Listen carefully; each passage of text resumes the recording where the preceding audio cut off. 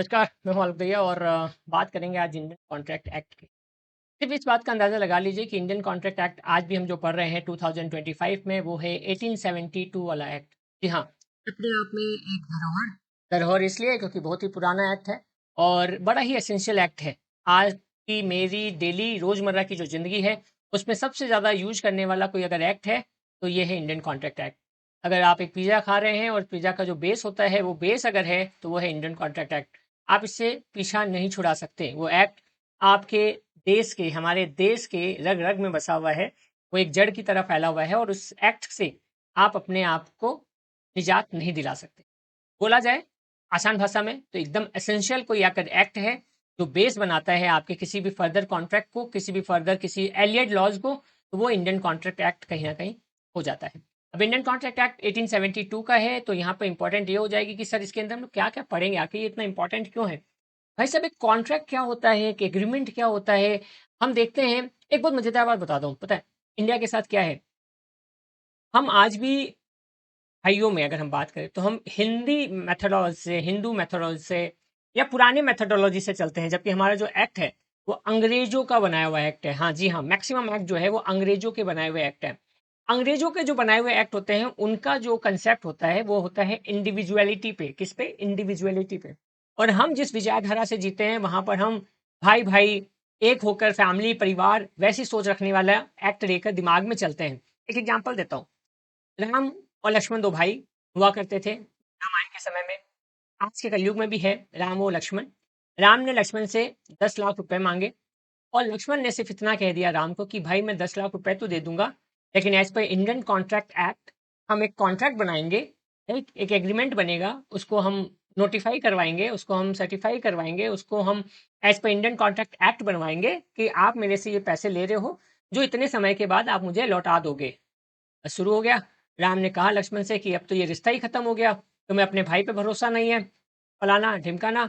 लक्ष्मण ने बोला भाई अब हम सतयुग में नहीं जी रहे हैं, हम तो अब कलयुग में जी रहे हैं। कल को कोई डिस्प्यूट होता है तो मुझे तो कोर्ट पे जाना होगा, और जब मैं कोर्ट पे जाऊंगा तो इस इंडिया में, इंडिया वाले जो रिपब्लिक कंट्री है, वहां पर एक एक्ट चलता है जिसका नाम इंडियन कॉन्ट्रैक्ट एक्ट है। और वो एक्ट बोलेगा कि भैया कहाँ था तुम्हारा एग्रीमेंट, कहाँ था तुम्हारा कॉन्ट्रैक्ट?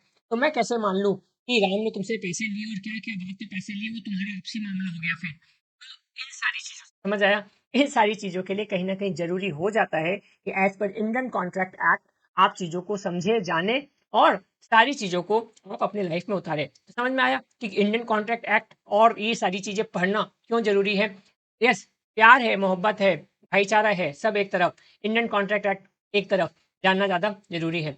अब बात ये होगी कि इस एक्ट में हम क्या पढ़ेंगे? देखिए, इस एक्ट में जो इम्पोर्टेंट चीज़ें हैं, जिस पे सीधा-सीधा हम बात करते हैं, वो ये है आपका that is business law, an agreement and it's enforceability by law. देखो, ये क्यों पढ़ाया जा रहा है बिज़नेस लॉ? ये क्यों आपके लिए ज़रूरी है? क्योंकि आप कॉमर्स पढ़ रहे हैं, आप अभी एलएलबी पे नहीं जा रहे हैं, आप कॉमर्स पढ़ रहे हैं। कॉमर्स जब पढ़ रहे हैं, तो आपको बिज़नेस का एनवायरनमेंट समझ में आना चाहिए। बिज़नेस का एनवायरनमेंट क्या है? बायर ने सेलर से कुछ खरीदा, सेलर मुकर गया, राइट? कुछ एग्रीमेंट हुआ था, एग्रीमेंट से मुकर गया। वो सेल्स ऑफ गुड्स एक्ट 1930 जो शुरुआत हुआ, वहाँ तक जाते-जाते तो कई चीज़ें हो जाएँगी कि वो जो आपने एग्रीमेंट किया, वो वैलिड था या नहीं था? आपने जो कॉन्ट्रैक्ट किया, वो वैलिड था या नहीं था? आपने जो कॉन्ट्रैक्ट किया, वो वॉइडेबल तो नहीं था? ऐसी कई चीज़ें हमें सीखने, जानने को मिलेगी। सर, एक्स ने वाई को प्रॉमिस किया इलीगल किसी बिज़नेस के लिए, बट लीगल वे में गया बेचारा, वैलिड एग्रीमेंट बना लिया। तो ये मज़ेदार बात हमें आगे पढ़ने को मिलेगा, जानने को मिलेगा कि कॉन्ट्रैक्ट वाइज़ तो वो राइट है, इलीगल चीज़ों का काम कर रहा है, वहाँ वो रॉन्ग है। और हमने पहले भी लॉ की क्लास में बात की थी, इफ, बट, एंड, और, इससे गेम बदल जाता है। हमने पहले भी बात की थी कि जब आप लॉ पढ़ोगे तो लॉ में हमेशा आपको दो मुँहा आंसर मिलेंगे। दो मुँहा मतलब एक तरफ ये बोला जाएगा जी हाँ, ये हो सकता है, subject to you are my, नहीं नहीं, क्या, you are very special to me like a friend, you are very special to me like a friend, right? तो आप ऐसी चीजें लॉ वाइज जहां पर सीधा आंसर नहीं मिल रहा है, तो पढ़ने में बड़ा मजा आएगा, जानने में बड़ा मजा आएगा और ये समझ आएगा कि लॉ तो अपने आप में इंपॉर्टेंट है। तो बात कर लेते हैं agreement and its enforceability by law. An agreement is defined as every promise, वादा, एवरी प्रॉमिस, वादा, कलर कर देता हूँ, every promise and every set of promises, promise या सेट ऑफ प्रोमिसेस, सीधा एक प्रॉमिस या सेट ऑफ प्रोमिसेस कि ये हुआ, ये हुआ, ये हुआ, ये हुआ, चारों चीज हो गई तो आप माने जाएंगे। Forming the consideration for each other, consideration का मतलब होता है रुपया पैसा, forming the consideration for each other, no consideration no contract, लिख लो इसको कहीं पे, आगे आएगा नो कंसिडरेशन नो कॉन्ट्रैक्ट।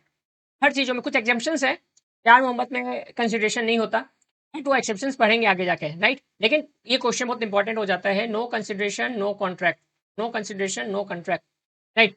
तो forming the consideration for each other, when accepted it becomes a promise, when accepted it becomes a promise. तो an agreement is defined every promise and every set of promises, ठीक है। मैं आपको ये माल बेचूंगा, बेच दिया गया, पैसा इतना लिया या दिया जाएगा, ये भी कंफर्म हो गया, राइट। तो when accepted it becomes a promise, ठीक है, pinky promise. The following points emerge from the above definition when the person to whom the proposal is made signifies his assent on that proposal which is made to him, the proposal becomes accepted. Assent मतलब होता है रजामंदी, assent मतलब होता है रजामंदी, right. The accepted proposal becomes a promise. जो proposal, भैया दुकानदार को आप बोले भैया ये बिकने को है क्या, मैं खरीद लूं क्या, सामने वाला बोला हाँ ठीक है, तब ये हो गया प्रॉमिस, ठीक है। तो एक्सेप्टेड हो गया, प्रॉमिस बन गया। अब एग्रीमेंट क्या हो गया, ऑफर या प्रपोजल, एक्सेप्टेंस हो गया,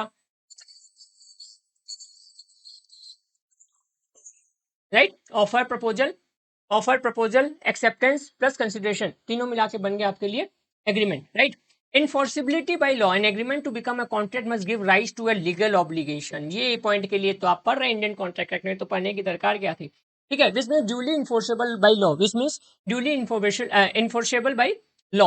Thus, from the above definition, it can be concluded that contract is equal to agreement plus enforceability by law. तो इसका मतलब सर कुछ एग्रीमेंट जो है वो बिना इन्फोर्सेबल बाय लॉ भी क्या एग्रीमेंट माने जाएंगे, माने जाएंगे। दिक्कत क्या है, जो मैं पहले से बोलता आ रहा हूँ, लॉ का जन्म क्यों हुआ, राम राज्य है तो लॉ की जरूरत नहीं है सर, लेकिन ये जो वादा फरोख्ती होती है, वादों से मुकरना होता है, तब लॉ काम आता है, तब लॉ काम आता है। तो इसके लिए फिर आपके लिए ज़रूरी हो जाता है कि जब आप वो छोटी-छोटी चीज़ें हमारी लाइफ में जुड़ी हुई है, वहाँ पर क्यों हमारे को बोला जाता है कि इसका एक कॉन्ट्रैक्ट बनवा लो, एक वकील के पास जाकर इसका एक कॉन्ट्रैक्ट बनवा लो, कोर्ट से स्टैम्प लगवा लो, क्यों बोला जाता है, ताकि उसका उस डॉक्यूमेंट का लीगलिटी प्रूव्ड हो जाए, वो अपने आप में एक एक्सेप्टेबल कॉन्ट्रैक्ट बन जाए, और उसके बाद कल को कोई भी अपने चीज़ों से मुकरता है तो you can go with the SUE, SUE, आप केस कर सकते हो सामने वाले के ऊपर में। अगर यही चीज आपस आपस में है, एक दोस्त ने दूसरे दोस्त को बोला तेरे को 5 पेंसिल दूंगा, दूसरे दोस्त ने बोला जा भाग झूठे नहीं दूंगा, कोई कुछ कर लेगा क्या, नहीं, कुछ नहीं कर सकता, रोध हो सकता है खाली, इसके अलावा। लेकिन किसी ने किसी को बोला कि ला मैं तुझे पेंसिल बनाने वाली फैक्ट्री दूंगा 50 लाख में, 50 लाख में, और उन्होंने इस चीज को रजिस्टर्ड नहीं करवाया अभी तक, ठीक है, इन्फोर्सिबिलिटी बाई लॉ वाला कोई काम नहीं किया, वो अपने वादे से मुकर गया, कुछ कर सकता है, अभी भी नहीं कर सकता सर, दिक्कत आएगी बहुत। लेकिन वही जब एग्रीमेंट बना, उसी समय एक ऑफर दिया कि भाई मैं तेरा ये पेंसिल बनाने वाली फैक्ट्री खरीद सकता हूँ, सामने वाला बोला हाँ, एक्सेप्ट कर लिया, और डिसाइड हो गया 50 लाख में। तो सर ये जो 1, 2 और 3 है, इसमें से कुछ भी एक मिसिंग हुआ तो वो एग्रीमेंट नहीं माना जाएगा, बहुत सही पकड़े हो, नहीं माना जाएगा। अगर कंसिडरेशन, ये एक्सेप्शन है, उस पर बाद में जाएंगे, लेकिन ये जरूरी है, ये जरूरी है। क्या क्या हो गया सर, PAC प्रपोजल, एक्सेप्टेंस, और C बोले तो कंसिडरेशन। तो PAC पैक होना बहुत जरूरी है एग्रीमेंट के लिए, पैक नहीं तो कुछ भी नहीं, राइट। तो proposal, right, acceptance, consideration. Sir मैंने प्रपोज किया, सामने वाला नहीं माना, मैंने छीन लिया, बचपन में हुआ होगा, मेरे साथ हुआ था। Consent, consent, being an artist, मेरे को किसी दूसरे आर्टिस्ट का कुछ पसंद आया, मेरा फ्रेंड बहुत अच्छा ड्राइंग किया था, तो मेरे को वो ड्राइंग बहुत पसंद आया, बहुत पसंद आया, तो बोला भाई मेरे को दे दे। मदर टेरेसा बनाया था उसने चारकोल से, एंड मदर टेरेसा चारकोल से, वाइट पेपर पे ब्लैक चारकोल से, ऑसम। मैंने उसको एक बार बोला, 2 बार बोला, एक्सेप्ट कर रहा हूँ, अब बड़े हो गए हैं, बचपन में गलतियाँ सबसे हुई है। उसको मैंने ऑफर किया, भाई मेरे को ये ड्राइंग दे दे, माना नहीं, 2-4 बार ऑफर किया, माना नहीं। कंसिडरेशन तो होता ही नहीं है क्योंकि छोटे बच्चे थे, मैंने फिर भी उसको कंसिडरेशन बोला कि तू मेरे से कुछ पैसे ले ले, तब भी नहीं माना। एक्सेप्टेंस नहीं आया, ऑफर आया, मैंने प्रपोजल दिया, मैंने ऑफर दिया, वो माना नहीं। कंसिडरेशन भी ऑफर किया, तब भी माना नहीं।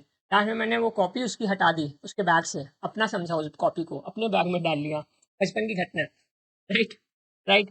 तो सर ये तो दिस इज नॉट गुड। अरे गुड बैड छोड़ो, पहले ये समझो कि वो एग्रीमेंट हुआ क्या, वो एग्रीमेंट नहीं हुआ। वहीं पे अगर मैं उसको बोल देता भाई तेरी मेहनत है, चल मैं इस पिक्चर के लिए तुझे 50 रुपए दूंगा, मैंने ऑफर किया, उसने एक्सेप्ट किया, तब वो एग्रीमेंट बन गया। अब उसने वो एग्रीमेंट में जब क्या हुआ ये भी बता देता हूँ, फिर हुआ हमारा एक एग्जाम वर्क एजुकेशन का, उसके ऊपर मेरी वो हिम्मत देखो, हिम्मत, यू विल फील प्राउड कि सर तो खतरनाक आदमी निकले। मैंने उस वर्क एजुकेशन की फाइल के ऊपर में सबसे ऊपर में वही पिक्चर लगाई, क्योंकि बहुत बहुत उम्दा पिक्चर थी। और जब वो वर्क एजुकेशन की फाइल उसके सामने गई, बोलती भाई ये तो मेरी पिक्चर है, ये लगता है मेरी कॉपी से गायब हुआ है। मैंने कहा भाई मैंने तो ऑफर रखा था, कंसिडरेशन भी रखा, खाली तूने प्रपोजल एक्सेप्ट नहीं किया, ठीक है। तब तक लॉ का इतना नॉलेज नहीं था। देन ही टोल्ड मी, आगे स्टोरी का अच्छा साइड, ही टोल्ड मी कि कोई बात नहीं है, ये तो मेरे को ही चाहिए अभी भी, मैं तेरे को दूसरा बना के दे दूंगा। एंड फिर मैंने उस चीज़ के लिए उसको उस ज़माने में 50 रुपीज़ के आसपास दिया था, और कहीं ना कहीं इस एग्रीमेंट को अंजाम दिया, जहाँ पे मैंने ऑफर किया, उसने एक्सेप्ट किया, एक कंसिडरेशन डिसाइड हुआ कि एज एन आर्टिस्ट वो एक सुंदर सी वापस से मदर टेरेसा की फोटो चारकोल वाली वाइट पेपर पे मुझे बना के। तो कहीं न कहीं इम्पोर्टेंट हो जाता है इन तीनों चीज़ों का होना, राइट? मेरी स्टोरी में अच्छी चीज़ों को लेना, प्लीज़ बुरी चीज़ों को मत लेना। हर समय ये नहीं होगा कि अच्छे दोस्त मिलें, दोस्त बहुत इम्पोर्टेंट होते हैं लाइफ में। सारे दोस्त एक से नहीं होते हैं। बुरा दोस्त होता तो शायद वो लीगल केस पे जाता, बट लीगल केस पे जब तक जाता तब तक बात अलग लेवल पे पहुँच जाती। बट कहने का मतलब है कि एग्रीमेंट जो है, वो कहीं न कहीं एक इम्पोर्टेंट रूप ले लेता है। छोटी-छोटी घटनाएँ हैं, लेकिन जब आप बिज़नेस के पर्सपेक्ट से देखेंगे, तब आपको समझ में आएगा कि वो एक बिज़नेस लॉ कैसे उसको अफ़ेक्ट कर रहा है, इन एक एक्ट उसको कैसे अफ़ेक्ट कर रहा है, वो इंडियन कॉन्ट्रैक्ट एक्ट का पार्ट कैसे बन जाता है, ये सारी चीज़ें हमें देखने और समझने को। तो कॉन्ट्रैक्ट मतलब agreement plus enforceability by law, ये ज़रूरी हो जाता है। अब इंडियन कॉन्ट्रैक्ट एक्ट क्या बोलता है कि what is the difference between agreement and contract? Very, very important question, पहले तो इसको मार्क कर लो।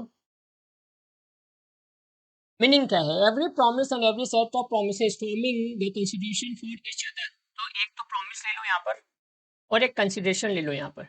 टैक सर यही बात चल रहा था, ठीक है। दूसरा कॉन्ट्रैक्ट के केस में क्या होता है? Agreement enforceable by law, that is agreement है और लॉ है, लीगल लॉ है, एग्रीमेंट है। तो सर इसका मतलब क्वेश्चन यहाँ भी बन सकता है, all contracts are agreement but all agreements are not contract.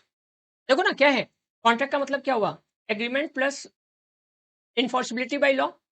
Agreement के अंदर क्या बोला गया? कंसिडरेशन होना चाहिए और प्रॉमिस होना चाहिए। तो इसका मतलब हर कॉन्ट्रैक्ट के अंदर तो ए आ रहा है। तो ऑल कॉन्ट्रैक्ट्स हैव एग्रीमेंट या all contracts are agreement but all agreements are not contract. क्योंकि हो सकता है इन्फोर्सिबिलिटी बाई लॉ ना हो। थोड़ा सा स्मार्टली इसको फॉर्मूला पे ध्यान देना, समझ जाओगे। क्लियर है? Next, scope. It's a wider term including both legal and social agreement. ठीक है, it's a wider term including both legal and social agreement. It is used in a narrow sense with the specification that a contract is only a legally enforceable agreement. देखो सारे agreement agreement हो सकते हैं, मैं बार बार बोल रहा हूँ, लेकिन अगर वो इन्फोर्सेबल बाय लीगल फॉर्म में नहीं है, तब फिर उसको कॉन्ट्रैक्ट नहीं माना जाएगा, राइट? उसको कॉन्ट्रैक्ट नहीं माना जाएगा, ठीक है। Third point, it may not create a legal obligation, it may not create a legal obligation and agreement does not always grant rights to the parties. ठीक है, जो मैंने आप बताया, मैंने फ्रेंड को बोला, वो भी एक एग्रीमेंट था कि वो मेरे को मदर टेरेसा की फोटो दोबारा से बना के देगा और मैं उसके लिए उसको 50 रुपए दूंगा, वो एग्रीमेंट था। उस जमाने में इतना आइडिया नहीं था कि इंडियन कॉन्ट्रैक्ट एक्ट के वाइज भी जा सकते। वही सोचो आज के डेट में आलोक भैया अगर किसी बड़े पेंटर से 5 करोड़ की पेंटिंग परचेज करने के लिए जाए, सुनना एकदम सीरियस नोट पे है, 5 करोड़ की पेंटिंग परचेज करने को जाए, कॉन्ट्रैक्ट करेंगे या नहीं करेंगे? तुम अपने आप से सोच के आंसर। सर करेंगे। हाँ सर करेंगे, एकदम करेंगे। वो बोलेगा मुझे, मैं तो बना रहा हूँ, मैं तो बना रहा हूँ, मैं तो बना रहा हूँ, तब तक मैं उसको 2 करोड़ दे दिया, 1 करोड़ बोला, आधा पैसा दे दीजिए, मैं उसको 5 करोड़ के बदले 2.5 करोड़ दे दिया, 2.5 करोड़ कम नहीं होता है। और आपको पता है पेंटिंग एक ऐसा एसेट क्लास होता है जहाँ लोग 5-5 करोड़ 10-10 करोड़ भी खर्च कर देते हैं पेंटिंग के लिए, 1-1 करोड़, 5-5 करोड़, 10-10 करोड़। तो मैं तो 2.5 करोड़ दे दिया, 2.5 करोड़ कम नहीं होता है। इंडियन कॉन्ट्रैक्ट एक्ट के हिसाब से जाएंगे कि नहीं जाएंगे? एकदम जाएंगे सर, एकदम जाएंगे। हो सकता है उस कॉन्ट्रैक्ट में ये भी लिखवा ले आप कि ये जो पेंटिंग वो बना के दे रहे, फिर वो किसी और को ना बना के दे सकते हैं, एक्सक्लूसिव राइट्स बोलते हैं उसको। कर सकते हैं सर, वो भी कर सकते हैं।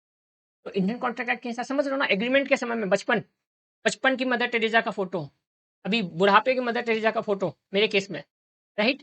5 करोड़ कंसिडरेशन का अमाउंट, तब आपको कहीं ना कहीं जरूरत है किसकी? इंडियन कॉन्ट्रैक्ट एक्ट के हिसाब से कॉन्ट्रैक्ट बनवाने की।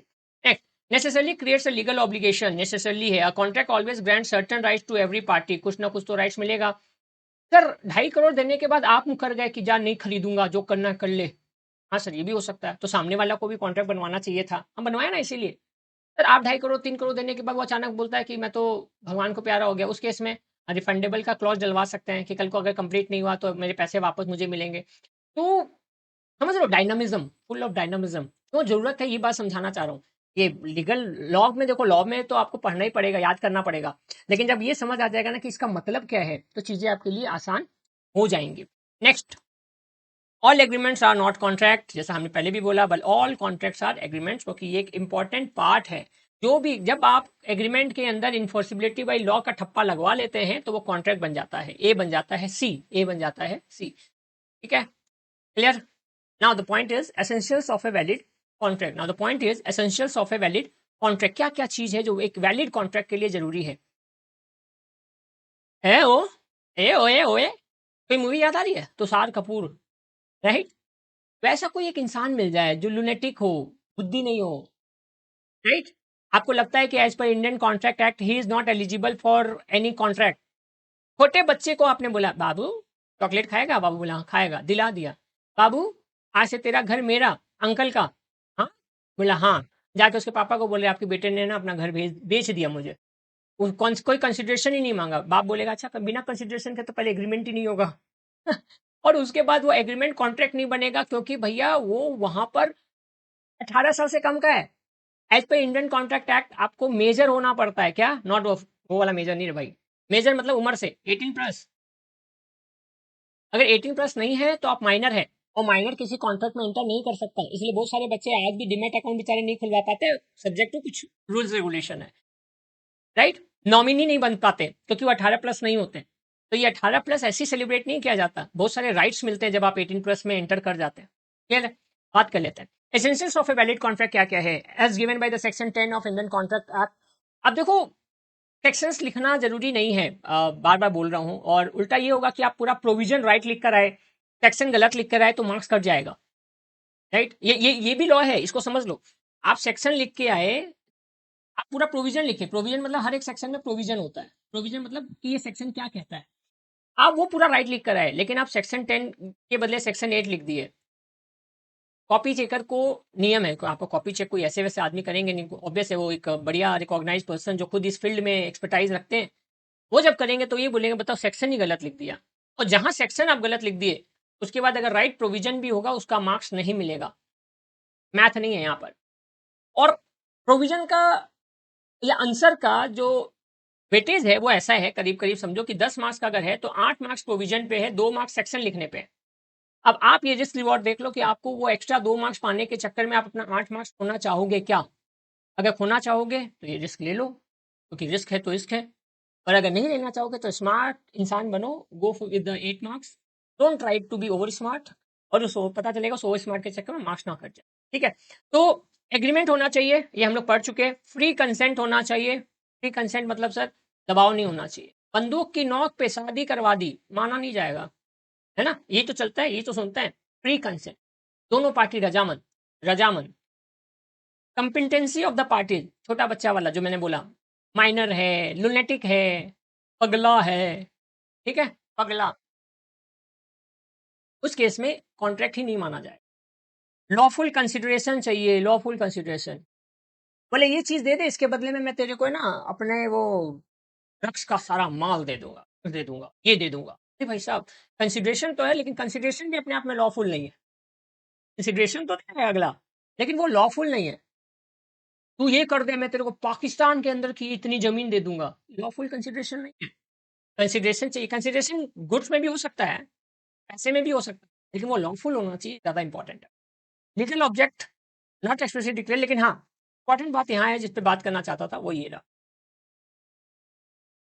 दो पार्टी होनी चाहिए, क्योंकि सेक्शन 10 भी पूरा सॉरी सेक्शन 10 भी पूरा पूरा चीजों को कवर नहीं करता, तो दो पार्टीज होनी चाहिए, क्योंकि ये ना बाद में एड ऑन हुआ है, मैं आपको बता देता हूँ, ये बाद में एड ऑन हुआ है।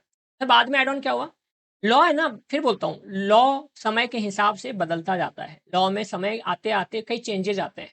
आपको याद होगा ना, हमने पढ़ा था इंडियन पार्टनरशिप एक्ट 1932 के बाद एलएलपी एक्ट आया, क्यों आया? लिमिटेड लाइबिलिटी पार्टनरशिप एक्ट क्यों आया? क्योंकि वो जरूरत थी, यही जरूरत इंडियन कॉन्ट्रैक्ट एक्ट में देखने को मिली। बोले बहुत सारे लोग एग्रीमेंट तो कर दिए लेकिन वो फॉल्स एग्रीमेंट है, राइट? मैं मेरे ही कंपनी को मेरा माल बेच रहा हूँ, इस तरीके की एक्टिविटी होने लगी, तब आया कि नहीं भैया टू पार्टीज होनी चाहिए, intention to create a legal relationship होनी चाहिए, फुलफिलमेंट ऑफ लीगल फॉर्मेलिटीज होनी चाहिए, सर्टेनिटी ऑफ मीनिंग होना चाहिए, और पॉसिबिलिटी ऑफ परफॉर्मेंस होना चाहिए। ये 4-5 चीजें बहुत जरूरी है, इसको अलग से मार्क कर लेना इंपॉर्टेंट एग्जाम के लिए। ये तो कॉमन है, ये तो कहीं से भी लिख लोगे। ये 5 चीज़ बहुत इंपॉर्टेंट है। 6, 5, 11, 6 पॉइंट इधर, 5 पॉइंट उधर। तो ये पॉइंट नहीं बोले not expressly declare to be void. Void का मतलब होता है नल एंड वॉइड, बोलते हैं ना नल एंड वॉइड है, ये इसको हटा दे। जनरली बच्चे क्या कहते हैं एग्जाम में जाने से पहले, लगता है जो जो चीज़ नहीं पढ़ा हो अचानक दोस्त बोलता है भाई एग्जाम में आने वाला है, फिर अपने बोलते छोड़ ना यार अब इसको नल एंड वॉइड समझ। नल एंड वॉइड का मतलब है इसका कोई अस्तित्व नहीं है, खत्म, tata bye bye, right. Next, two party. देखो सेक्शन 10 पे आ जाते हैं, सीधा इंपॉर्टेंट चीजों पे आ जाते हैं। दो पार्टी चाहिए, ये इंपॉर्टेंट, यहाँ पे एग्जांपल दिया हुआ बहुत बढ़िया। To constitute a contract of sale there must be two parties, seller and buyer. The seller and buyer must be two different person because a person can not buy his own goods. और ये देखा गया, ये देखो ये कुछ cases है वहां पे, इन state of Gujarat versus Raman Lal and go. Sir ये स्टेट ऑफ गुजरात वर्सेज झगड़ा कर रहे थे क्या? नहीं नहीं, केस जब लड़ा जाता है ना तो कोई आदमी कोई किसी दूसरे पार्टी के केस में होता है। सर अगर हम लोग को एग्जाम में ये सब लिखना है लेकिन हम लोग को याद ना हो कि कौन सा स्टेट ऑफ गुजरात का लड़ाई किसके साथ हुआ था, क्या हुआ नहीं हुआ, हम कैसे याद करेंगे? तो वहां पे जनरल लैंग्वेज लिख देना, इन द केस ऑफ, अगर नाम याद हो तो बहुत बढ़िया, नहीं तो in the case of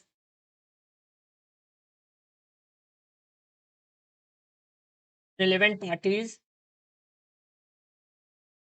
apex court, APE, इस वर्ड को लिख लो, apex court declares such decision. Apex court, APEX, apex मतलब होता है माननीय। और आपको तो याद नहीं है हाई कोर्ट का फैसला था कि सुप्रीम कोर्ट का फैसला था, तो अपने वहां पे ना एपेक्स कोर्ट बोल सकते हैं।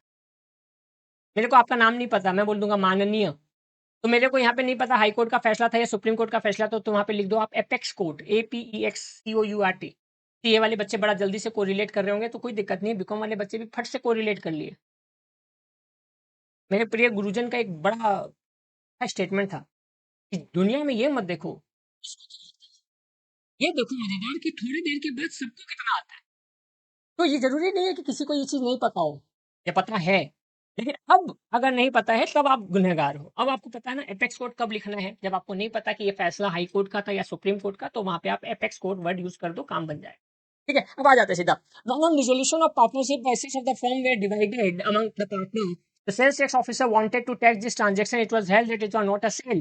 The partners being joint owners of these assets cannot be both buyer and seller. ये केस हुआ था, रमन लाल जी ने कोशिश की थी कि कहीं ना कहीं अपनी उसी पार्टनरशिप फर्म में क्या किया, डिसोल्यूशन हो रहा था तो खुद खुद को माल बेच दिया, राइट। तो ऐसे फर्म में divided partner sales tax officer चाह रहा था to tax this transaction. It was held that it was not a sale. The partners being joint owners of the assets cannot be both buyer and seller. Sales tax officer चाह रहा था कि इसको sales treat किया जाए, but जो partners थे वो बोले कि नहीं भैया, the partners being joint owners of this assets can not be both buyer and seller, and इस केस में it was not a sale, it was held that it was not a sale. इसको sale consider नहीं किया गया, क्यों? आपस में एक दूसरे को ही, आप अगर बाई सेल कर रहे हैं तो आप ही तो रिप्रेजेंट कर रहे हैं, तो यहाँ पे इसको सेल कंसीडर नहीं किया जा सकता है। तो सर क्या रमन लाल जी ने उसको दिखाया था सेल? उन्होंने ट्राई किया होगा। The assets of the firm were divided among the partners. The sales tax officer wanted to tax this transaction. It was held that it was not a sale. ये देखा गया कि ये सेल नहीं कहलाया जाएगा। उन्होंने कोशिश की होगी थी चलो बेच दें इसको, दिखा दे कि ये बिका है और इस पे काम हुआ है। नेक्स्ट, अगर चीजों को समझे कहीं ना कहीं इंपॉर्टेंट हो जाता है। अच्छा एक चीज और है sir, one can not contract with himself, ठीक है ये बात क्लियर है यहाँ पे, ये इस जगह पर a contract involves at least to parties, one party making the offer and other party accepting it. A contract may be made by natural persons and by other persons having legal existence. Example, companies, universities, etc. It is necessary to remember that the identity of the parties be certainable, जिसको आप certain कर सके, count कर सकते हैं, right. ऐसा नहीं, bogus नहीं होना चाहिए, वर्ड इज बोगस, बोगस मतलब जो एग्जिस्ट ही नहीं करता, ऐसा नहीं होना। Intention to create legal relationship, there must be an intention among, ये वर्ड बहुत इंपॉर्टेंट है, पता है मेरा एक कोट है, your intention is your destination. आप जैसी इच्छा रखोगे आप अंत में वैसे ही बनोगे, आपका रिजल्ट वैसा ही होगा। तो there must be an intention among the parties that the agreement should be followed by legal consequences, right? Social or domestic agreements are not contract. Social or domestic agreements are not contract. A husband promised his wife to take her on holiday tour. This was held not to be a contract as it was a social agreement. Sir अभी Balfour, Balfour versus Balfour, मतलब पत्नी ने पति, एक अभी हाल ही में movie आई पता है, बहुत ज्यादा दिन नहीं हुआ, 2 दिन ही हुआ इस मूवी को आए हुए, दैट इज मेट्रो इन दिनों, शायद कुछ बच्चों ने देख भी ली होगी। उसके अंदर एक सीन है जहां पर पत्नी होटल पर केस कर रही है और ये कह रही है कि उन्हीं का जो पति है वो बिना इजाजत के उस होटल के रूम में कैसे एंटर कर, और होटल वाला उस पति को बेचारे ढूंढ के उसकी पिटाई करने की कोशिश। That was the funny moment, but चीज़ों को समझिए। सोशल एग्रीमेंट है, आप हस्बैंड वाइफ है, एक सोशल एग्रीमेंट पे है, राइट? आज इसीलिए कहीं न कहीं ये बड़ा ज़रूरी हो जाता है कि Indian contract act, Indian government ये बोल रहा है कि जब आप शादी करेंगे, तो आपको अपनी शादी को भी रजिस्टर करवाना ज़रूरी है। तो सर पहले तो नहीं करवाते थे हमारे दादाजी, पापा-मम्मी ये सब, तब फिर कोई कोर्ट कचहरी होता था तो पता है क्या क्या एविडेंस दिया जाता था कि शादी हुई है? शादी का कार्ड, वो एज़ एन एविडेंस काम आता था। अब ऐसा नहीं है, अब गवर्नमेंट की तरफ से ये मैंडेटरी हो गया है कि अगर आप मैरिज करते हैं तो अपने मैरिज को रजिस्टर करवाना as per Indian marriage register act, very, very important, is legal, is mandatory, right? तो ये कुछ चीज़ें हैं जिसका हम समझ रहे हैं। अब यहाँ पे चीज़ है कि पति-पत्नी आपस में, पति ने पत्नी पर चोरी का आरोप लगाया कि मेरे शर्ट से ₹500 गायब। क्या करेगा गवर्नमेंट? कुछ नहीं करेगा, बोलेगा ये तो सोशल एग्रीमेंट है, पत्नी का राइट बनता है। तो मैंने जो शुरुआत में बोला ना कि हम एक जहदोजहद में हैं, राइट? हम एक जहदोजहद में हैं जहाँ पर हमारा इंडियन मेथोडोलॉजी बोलता है कि पत्नी का तो ये राइट बनता है पति के पॉकेट से पैसे चुराना, जबकि इंडियन कॉन्ट्रैक्ट एक्ट बोलता है कि हो सकता है ये गलत हो जाए, लीगली आप गलत हो जाए। इन चीज़ों को समझना और मज़ेदार तरीके से समझने का ही काम हम इस सारी चीज़ों में कर रहे हैं। Example, a sold goods to be on condition that he must pay for the amount of goods within 30 days, 30 दिन के अंदर पैसा देगा। Here a intended to create a legal relationship with B, hence the same is a contract. On failure by B to make a payment on the due date, A can sue him in the court of law. 30 दिन के अंदर पैसा नहीं दिया, court कचहरी चले जाएंगे, case ठोक देंगे। ठोकना केस वैलिड भी है। किसी को बोला पिकनिक पे जाएंगे, राइट, घूमने जाएंगे, राइट, और वो अ, मेघालय वाला कांड और टंकी ब्लू टंकी वाला कांड के बाद बेचारा डर के नहीं गया, तो उस केस में उसको कोई लीगल एक्शन नहीं हो सकता। Next, other formalities to be complied with in certain cases, कुछ केसेस में वहाँ पे सर्टन कंप्लाइड होना जरूरी है, जैसे a contract of insurance is not valid except as a written contract. ठीक है, वो ओरल में इंश्योरेंस कॉन्ट्रैक्ट जनरली नहीं होता। Further, in case of certain contract, registration of the contract under the laws which are in force at the time is essential to be valid. Example, in the case of immovable property. Thus, where there is any statutory requirement that any contract is to be made in writing or in presence of a witness, underline कर लो witness word को, बताऊंगा इसके बारे में detail में। Or any law relating to the registration of documents must be complied with. Sir, मतलब a contract may be written or oral. पहले तो इसको कर लो। Contract written भी हो सकता है, oral भी हो सकता है। But in the interest of the parties, the contract must be written. In case of certain contracts, some other formalities have to be complied with to make an agreement legally enforceable. सेना के जवानों के case में ना oral contract का बड़ा importance हो जाता है। जी हाँ, सेना के जवान जो हमारे बॉर्डर्स पे है और कुछ विषम परिस्थिति में देश की सेवा कर रहे हैं, उस केस में ओरल कॉन्ट्रैक्ट का भी इंपॉर्टेंस बढ़ जाता है। फिर इसके अलावा हाँ, कई नॉर्मल वे में भी ओरल कॉन्ट्रैक्ट्स का इंपॉर्टेंस है। वहाँ पर आप मतलब मज़ेदार बात बताऊँ क्या? व्हाट्सएप को लेकर भी ये चीज़ आई कि व्हाट्सएप के जो कॉन्ट्रैक्ट है, जो टेक्स्ट है, जो आप एक दूसरे को लिख रहे हैं, भेज रहे हैं, क्या वो एक कॉन्ट्रैक्ट की तरह काम कर सकता है क्या? तो आंसर इज यस। ठीक है, WhatsApp chat, WhatsApp voice contract जो भी आप भेज रहे हैं, वॉइस मैसेजेस, उसको भी आप एज ए लीगल डॉक्यूमेंट की तरह मानते हैं। इंडियन कॉन्ट्रैक्ट एक्ट उसको मानता है। बात अब ये कर लेते हैं कि insurance is not valid except as a written contract. Further, in case of certain contract, registration of the contract under laws which are enforce is to be valid. तो वहाँ पर क्या होता है, इमूवेबल प्रॉपर्टी के केसेस में, right, या फिर जवानों के केस में बताया, जब यहाँ पर एक विषम परिस्थिति होती है और वहाँ पर एक्सेप्टेंस चाहिए, तो अब वो वहाँ से आकर तो उस चीज़ को साइन नहीं कर सकता ना, तो ओरली भी उस चीज़ को माना जा सकता है। ये इंपॉर्टेंट चीज़। तो सिर्फ मेन कॉन्ट्रैक्ट के अलावा भी और भी कॉन्ट्रैक्ट जो है उसका भी होना जरूरी हो जाता है। उसको भी हम एलियड लॉज भी बोलते हैं, आएंगे डिटेल में और बात करें। विटनेस की बात कर रहे थे, कोई भी कॉन्ट्रैक्ट है, मैक्सिमम कॉन्ट्रैक्ट में विटनेस का बड़ा इंपॉर्टेंस हो जाता है, विटनेस का सिग्नेचर मांगा जाता है। और विटनेस का सिग्नेचर जो है वो अपने आप में ये दिखाता है कि कल को अगर कोई भी डिस्प्यूट हुआ तो यहाँ पर विटनेस से भी पूछताछ की जा सकती है, उससे भी सवाल जवाब किए जा सकते हैं। Certainty of meaning, the agreement must be certain and not wagyu और indefinite. मतलब A agrees to sell to be 100 tons of oil. There is nothing certain to show what kind of oil was intended. तो certain चीज होना चाहिए, मतलब specification होना चाहिए। हाँ, अगर वो नहीं होगा तो फिर उसको मान नहीं सकते। XYZ Limited agreed to lease the land to Mr. A for 8 years.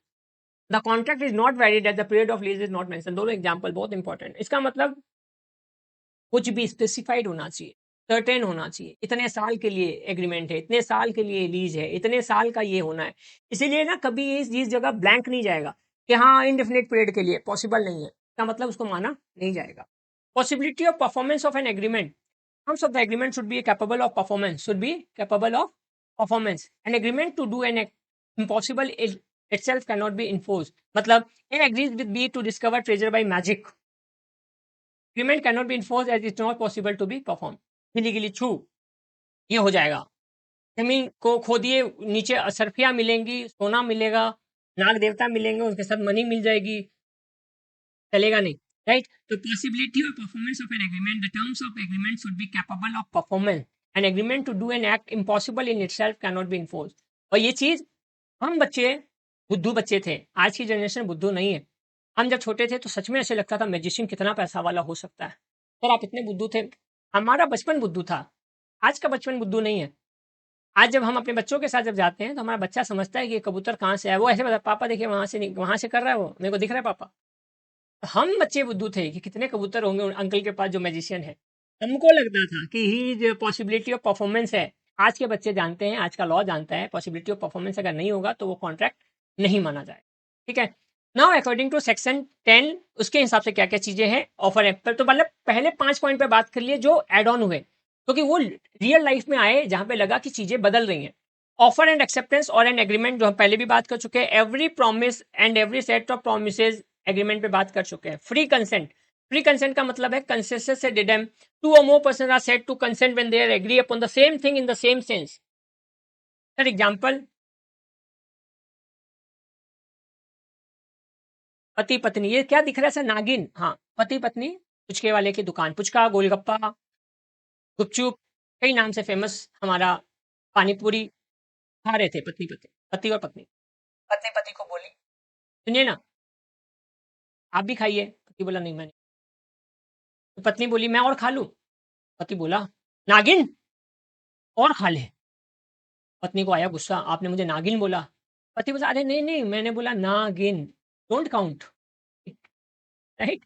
तो दोनों का एक ही लाइन, एक ही सब, एक ही मीनिंग, मीनिंग अलग हो गया सर। उसने क्या सोचा, उसने क्या तो कोई रियल और एग्जांपल, मेरे रियल लाइफ का एग्जांपल, मतलब किसी जहाँ पे क्लासेस करने जाते थे जब हम लोग स्टार्टिंग करियर में थे, तो वहाँ पे ही नीचे में एक वो था ढाबा टाइप का। तो ढाबे वाले भैया को हर दिन दोपहर में 1:30 बजे लंच ब्रेक होता था तो चले जाते थे खाने के लिए। अब पहले दिन ना पनीर की सब्जी खिलाया था, बड़ा दमदार मज़ेदार, नाम क्या था पता नहीं। दूसरे दिन गया, मेरे से रहा नहीं गया, तो भैया वो कल वाला सब्जी खिलाई। सच में I was not in that mood कि मैं बासी सब्जी मांग रहा हूँ, बट ही रिएक्टेड, अरे बाबू हम लोग ताज़ा सब्जी बनाते हैं daily daily and you are asking for the कल वाला सब्जी। Oh my God, it becomes example of consensus ad idem. कि मेरा कहने का मतलब था कि कल जो सब्जी खिलाए थे वो वाला सब्जी, नाम नहीं पता था, and he take it as a कि कल वाला सब्जी मतलब he is asking for the बासी सब्जी। तब ये एग्जांपल समझ में आया, राइट? तो ऐसे कई एग्जांपल्स हमारे लाइफ में जुड़े हैं जो बताता है कि एक ही बातों का कई मतलब निकल सकता है तो दोनों पार्टी राजी हो जाए। एक महाभारत का एग्जाम्पल था बड़ा मजेदार, आपको याद होगा शायद, अश्वत्थामा मारा गया एंड कृष्ण भगवान is the you know magician of words, is the king of words, जादू। तो उनको ये था ना कि अश्वत्थामा बोल के कैरेक्टर था द्रोणाचार्य जी का बेटा, एंड शाम के समय वो ये था युद्ध में इंपॉर्टेंट कि कहीं ना कहीं कि युद्ध रुक जाए या रोक दिया जाए उस दिन के लिए, क्योंकि पांडव कहीं ना कहीं कमजोर पड़ रहे थे। तो उन्होंने क्या किया, ऑल ऑफ सडन ये अनाउंस करवाया क्योंकि एक हाथी मारा गया था। अश्वत्थामा का मतलब हाथी का बच्चा भी होता है, छोटा या हाथी होता है। एंड ही अनाउंस अश्वत्थामा मारा गया, अश्वत्थामा मारा गया। कौरव बिकम्स वेरी पागल हो गए, अश्वत्थामा मारा गया, अश्वत्थामा मारा गया। And he took the advantage of this consensus ad idem कि उनका अश्वत्थामा हाथी था, तब लोगों ने उस अश्वत्थामा को समझा जो इंसान था। तो ऐसी कई सारी चीजें जो कंसिस्टेंस एडिडम से जुड़ी हुई है वो हम अपने लाइफ में कई बार देखते होंगे। एंड ये पॉसिबल है तो इस वीडियो को देखने के बाद कमेंट बॉक्स में जरूर कमेंट करना अगर आपने कहीं पे भी अपने लाइफ में कंसिस्टेंस एडिडम देखा होगा तो। ठीक है, तो free consent is means two or more persons are said to consent when they agree upon the same thing in the same sense, in the same sense, the same sense. This can also be understood as the identity of minds in understanding the term, which consists of them. Consent is just a Latin word, Latin. This consent must be free. Competency of the parties. A person is competent to contract who is age of majority age 18 plus. Sound mind. Sound mind मतलब sir unsound mind भी होता है, हाँ होता है। तोड़-फोड़ कर दिया, पागलपंथी, दिमाग में कुछ भी चल रहा है, तो सर पागल जिसको बोलते हैं, बोल सकते हो आप, right? Number C is not otherwise disqualified from contracting by any law to which he is subject.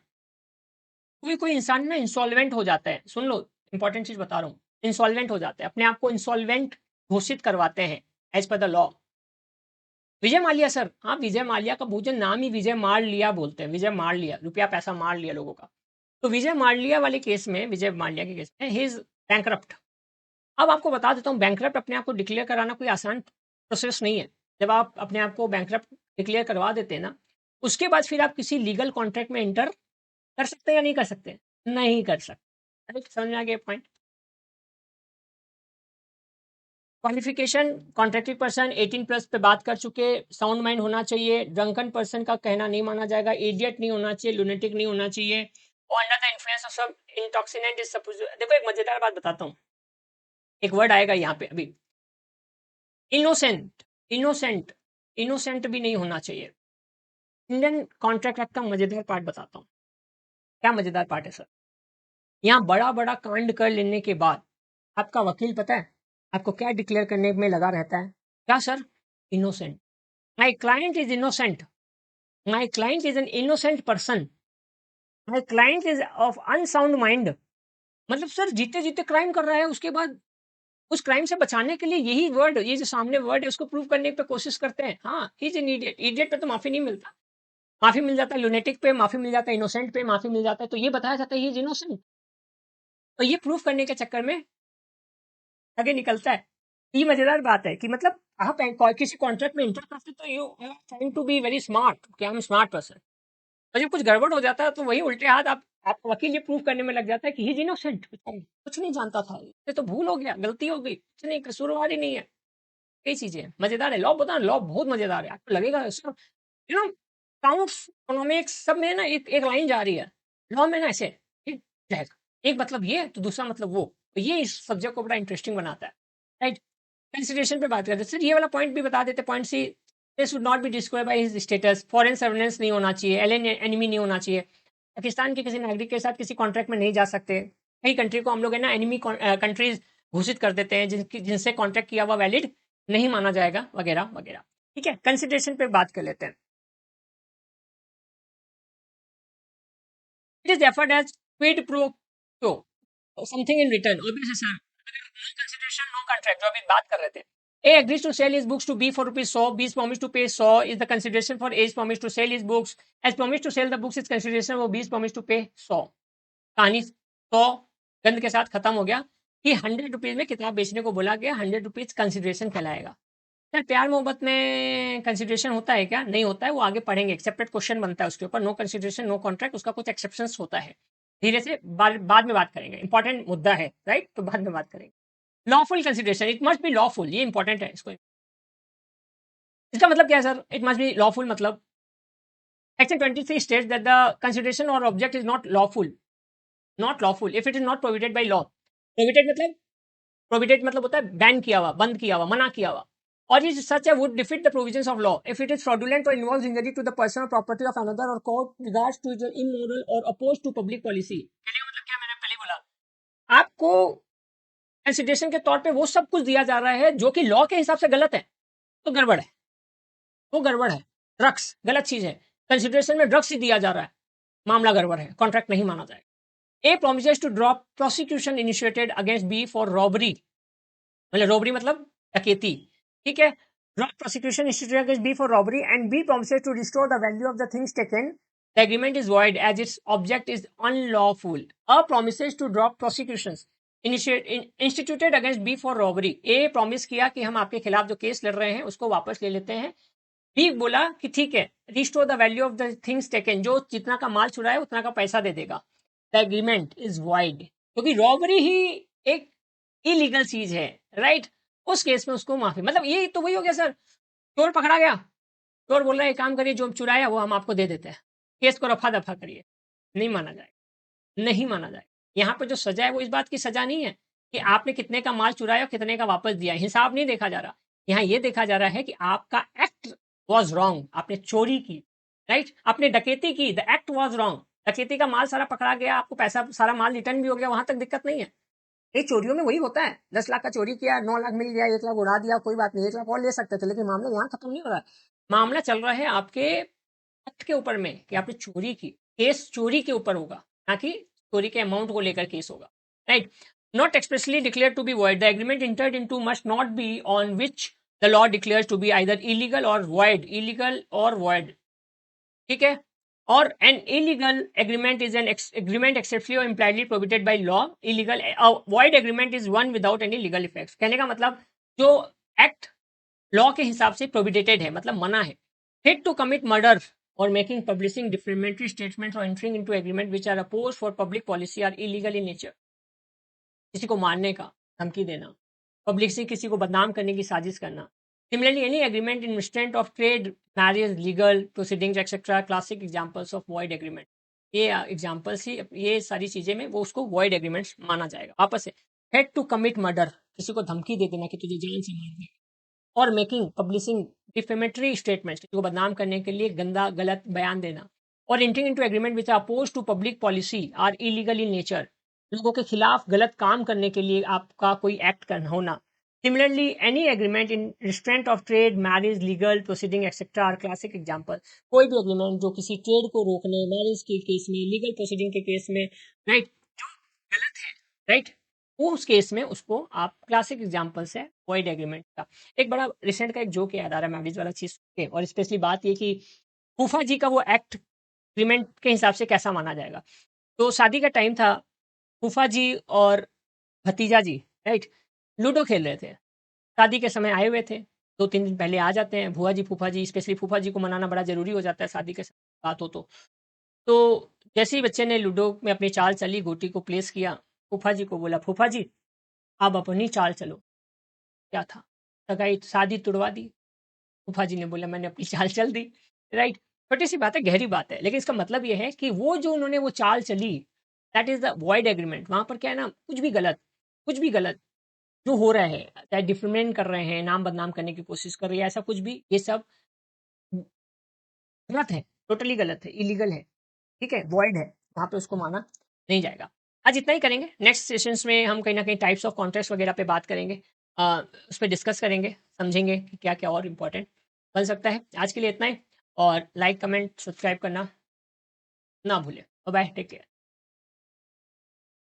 नमस्कार, मैं हूं आलोक भैया और आप लोग देख रहे हैं आज इंडियन कॉन्ट्रैक्ट एक्ट के बारे में। और इंडियन कॉन्ट्रैक्ट एक्ट में अभी तक जो भी पढ़ा हमने, अब आगे की बात करेंगे। जी हाँ, आगे की बात मतलब टाइप्स ऑफ कॉन्ट्रैक्ट्स क्या होते हैं, कॉन्ट्रैक्ट कितने टाइप के होते हैं, राइट।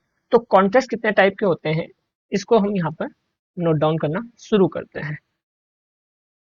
कॉन्ट्रैक्ट, तो कॉन्ट्रैक्ट बेसिकली 3 बेसिस के ऊपर, एक वैलिडिटी के ऊपर, दूसरा आपके फॉर्मेशन के ऊपर, और तीसरा आपके परफॉर्मेंस के ऊपर, तीसरा आपके परफॉर्मेंस के ऊपर। ये 3 कैटेगरी के अंदर में आपके अलग अलग कॉन्ट्रैक्ट्स के फॉर्मेशंस होते हैं। तो पहला जो वैलिडिटी है, दूसरा फॉर्मेशन है, तीसरा परफॉर्मेंस है। तो वैलिडिटी के बेसिस पे क्या क्या टाइप होता है, valid contract, void contract, voidable contract, illegal illegal वाले कॉन्ट्रैक्ट, और अनइनफोर्सेबल अनइनफोर्सेबल कॉन्ट्रैक्ट। 1 2 3 4 5। फॉर्मेशन के बेसिस पे express contract, implied contract, tacit contract, e contract. Performance के बेसिस पर एग्जीक्यूटेड एग्जीक्यूटेड। तो यहां से एक लॉन्ग क्वेश्चन बनता है, यहां से एक लॉन्ग क्वेश्चन बनता है कि टाइप्स ऑफ कॉन्ट्रैक्ट क्या क्या है। एक लॉन्ग क्वेश्चन बनता है यहाँ से, ठीक है। अब वैलिड क्या है, वॉइड क्या है, वॉइडेबल क्या है, इलीगल क्या है, इस पर हम आराम से यहाँ बात करते हुए चलते जाएंगे। अब देखो वैलिड कॉन्ट्रैक्ट क्या है, नाम से क्या लग रहा है जो वैलिड है, बट आंसर ये लिख के आओगे कि वैलिड नहीं, तो वहां पे तुमको एग्जाम में कोई एग्जाम्पल लिखना पड़ेगा। देखो लॉ के साथ यही मजा है, तुमको एग्जाम्पल लिखना पड़ेगा हर एक चीज के साथ, राइट। तो एग्जाम्पल, पहला वाला केस में अगर हम लोग बात करें, a contract which is enforceable by law, enforceable by law, enforceable by law, उसको हम लोग क्या बोलेंगे, ये एक वैलिड कॉन्ट्रैक्ट है, राइट।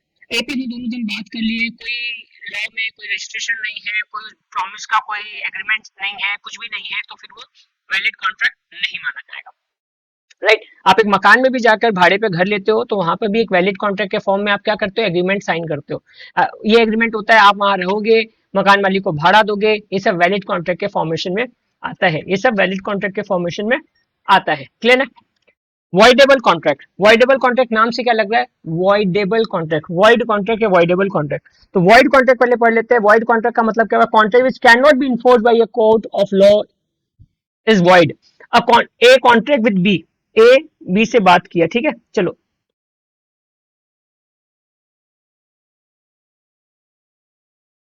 ए और बी, ठीक है।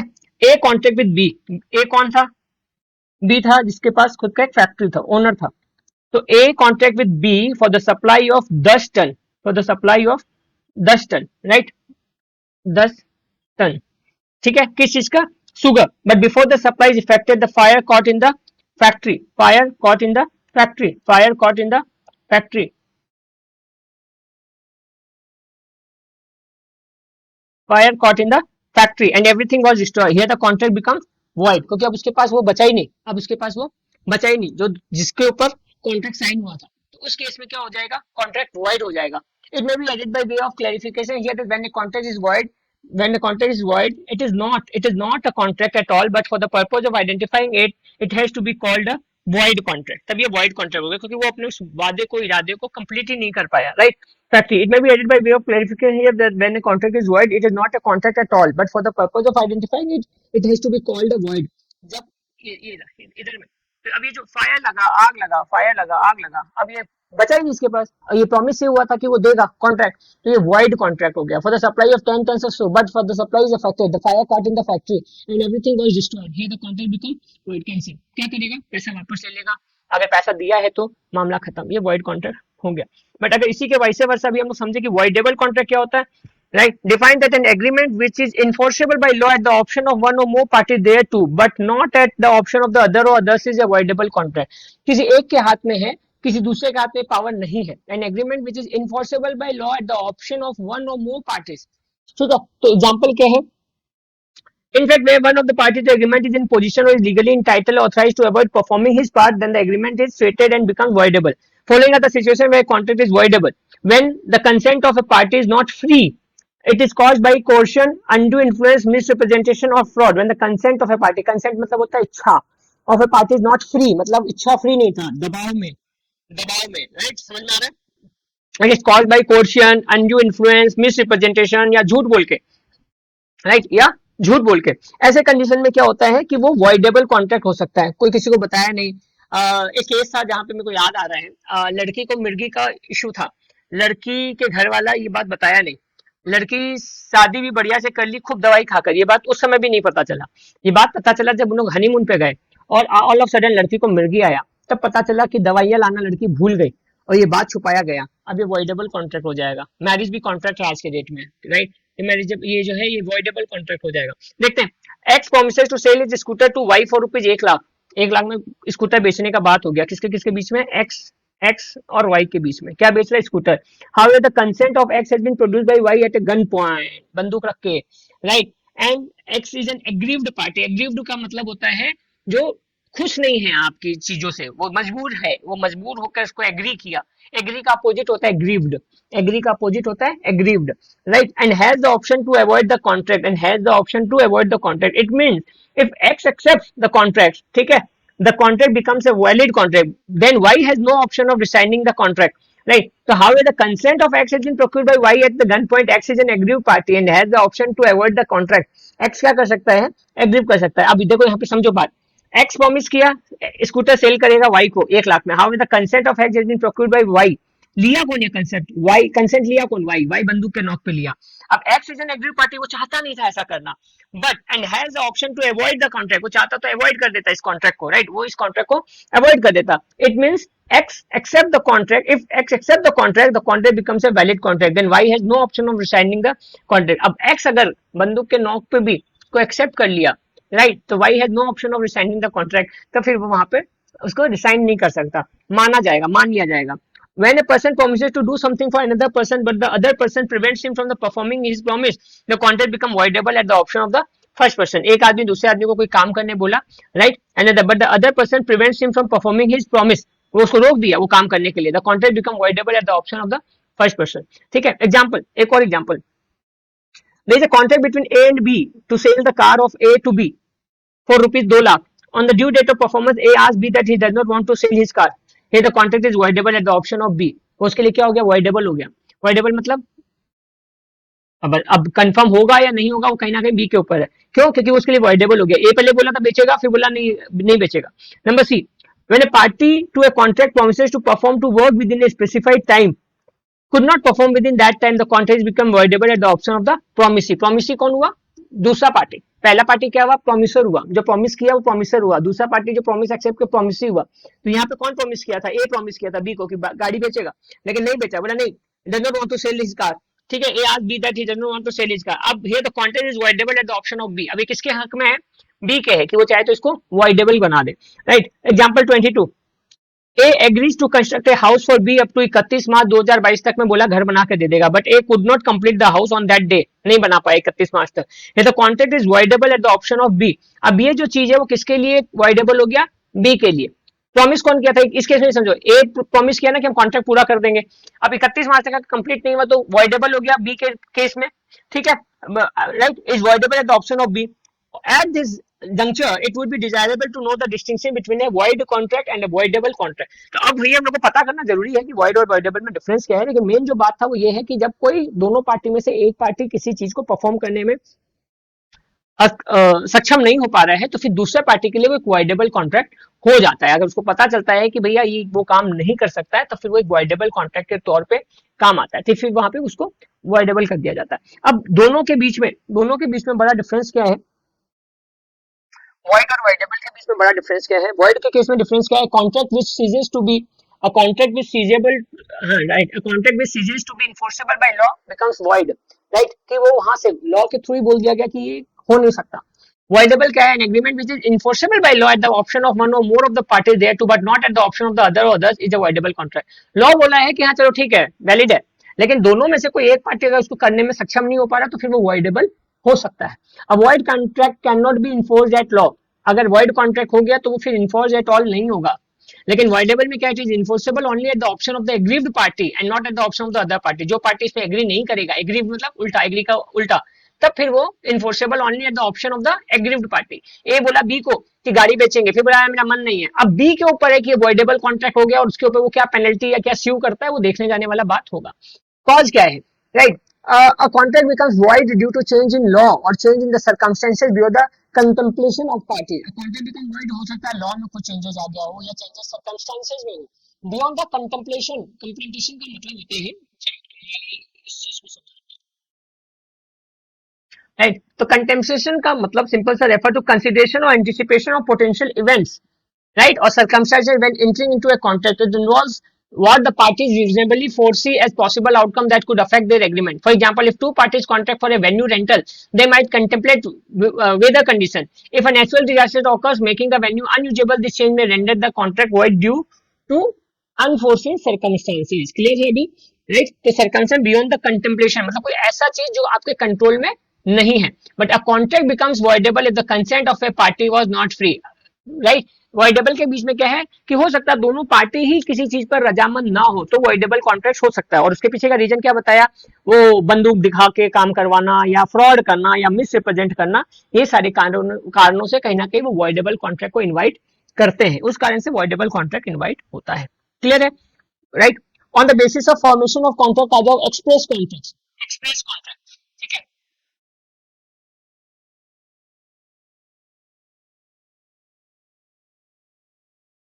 express contract, a contract could be an express contract if the terms are expressed by word or in writing।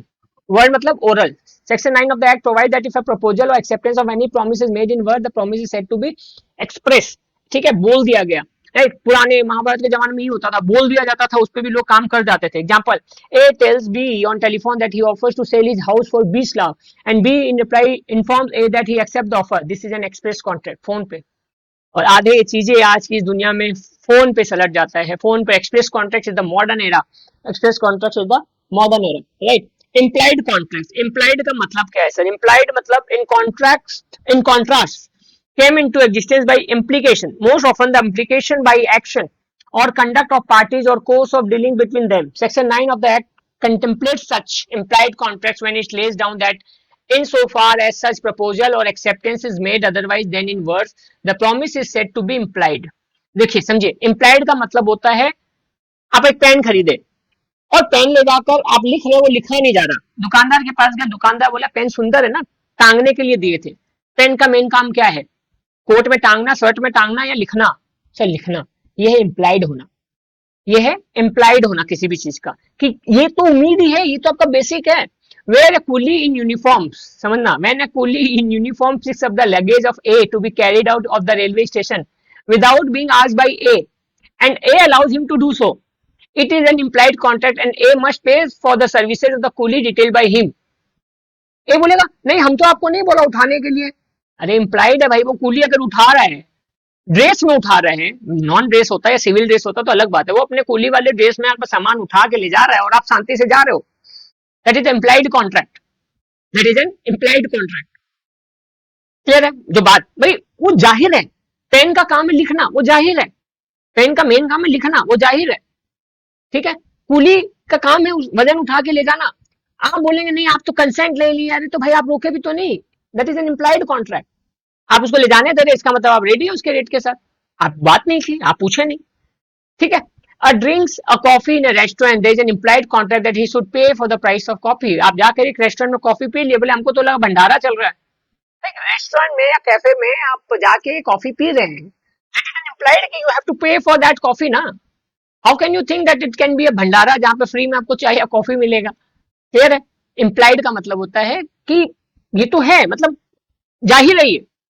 Next, tacit contract. अब टेसिट कॉन्ट्रैक्ट में टेसिट वर्ड को गोला मान लो, टेसिट मींस होता है silent contract.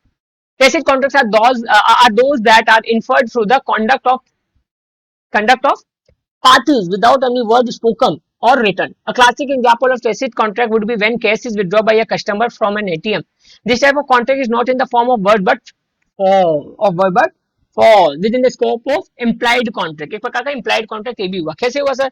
A tradesman leave goods at C's house by mistake. C treats the goods as his own. C is bound to pay for the goods. इसलिए कभी किसी के दूसरे का आया हुआ अमेजन का पैकेट उठा के अपने घर में मत रख लीजिए और यूज करने मत लग जाइए। अगर आप करने लग जाएंगे तो वो आप उसके लिए लाइबल हो जाएंगे।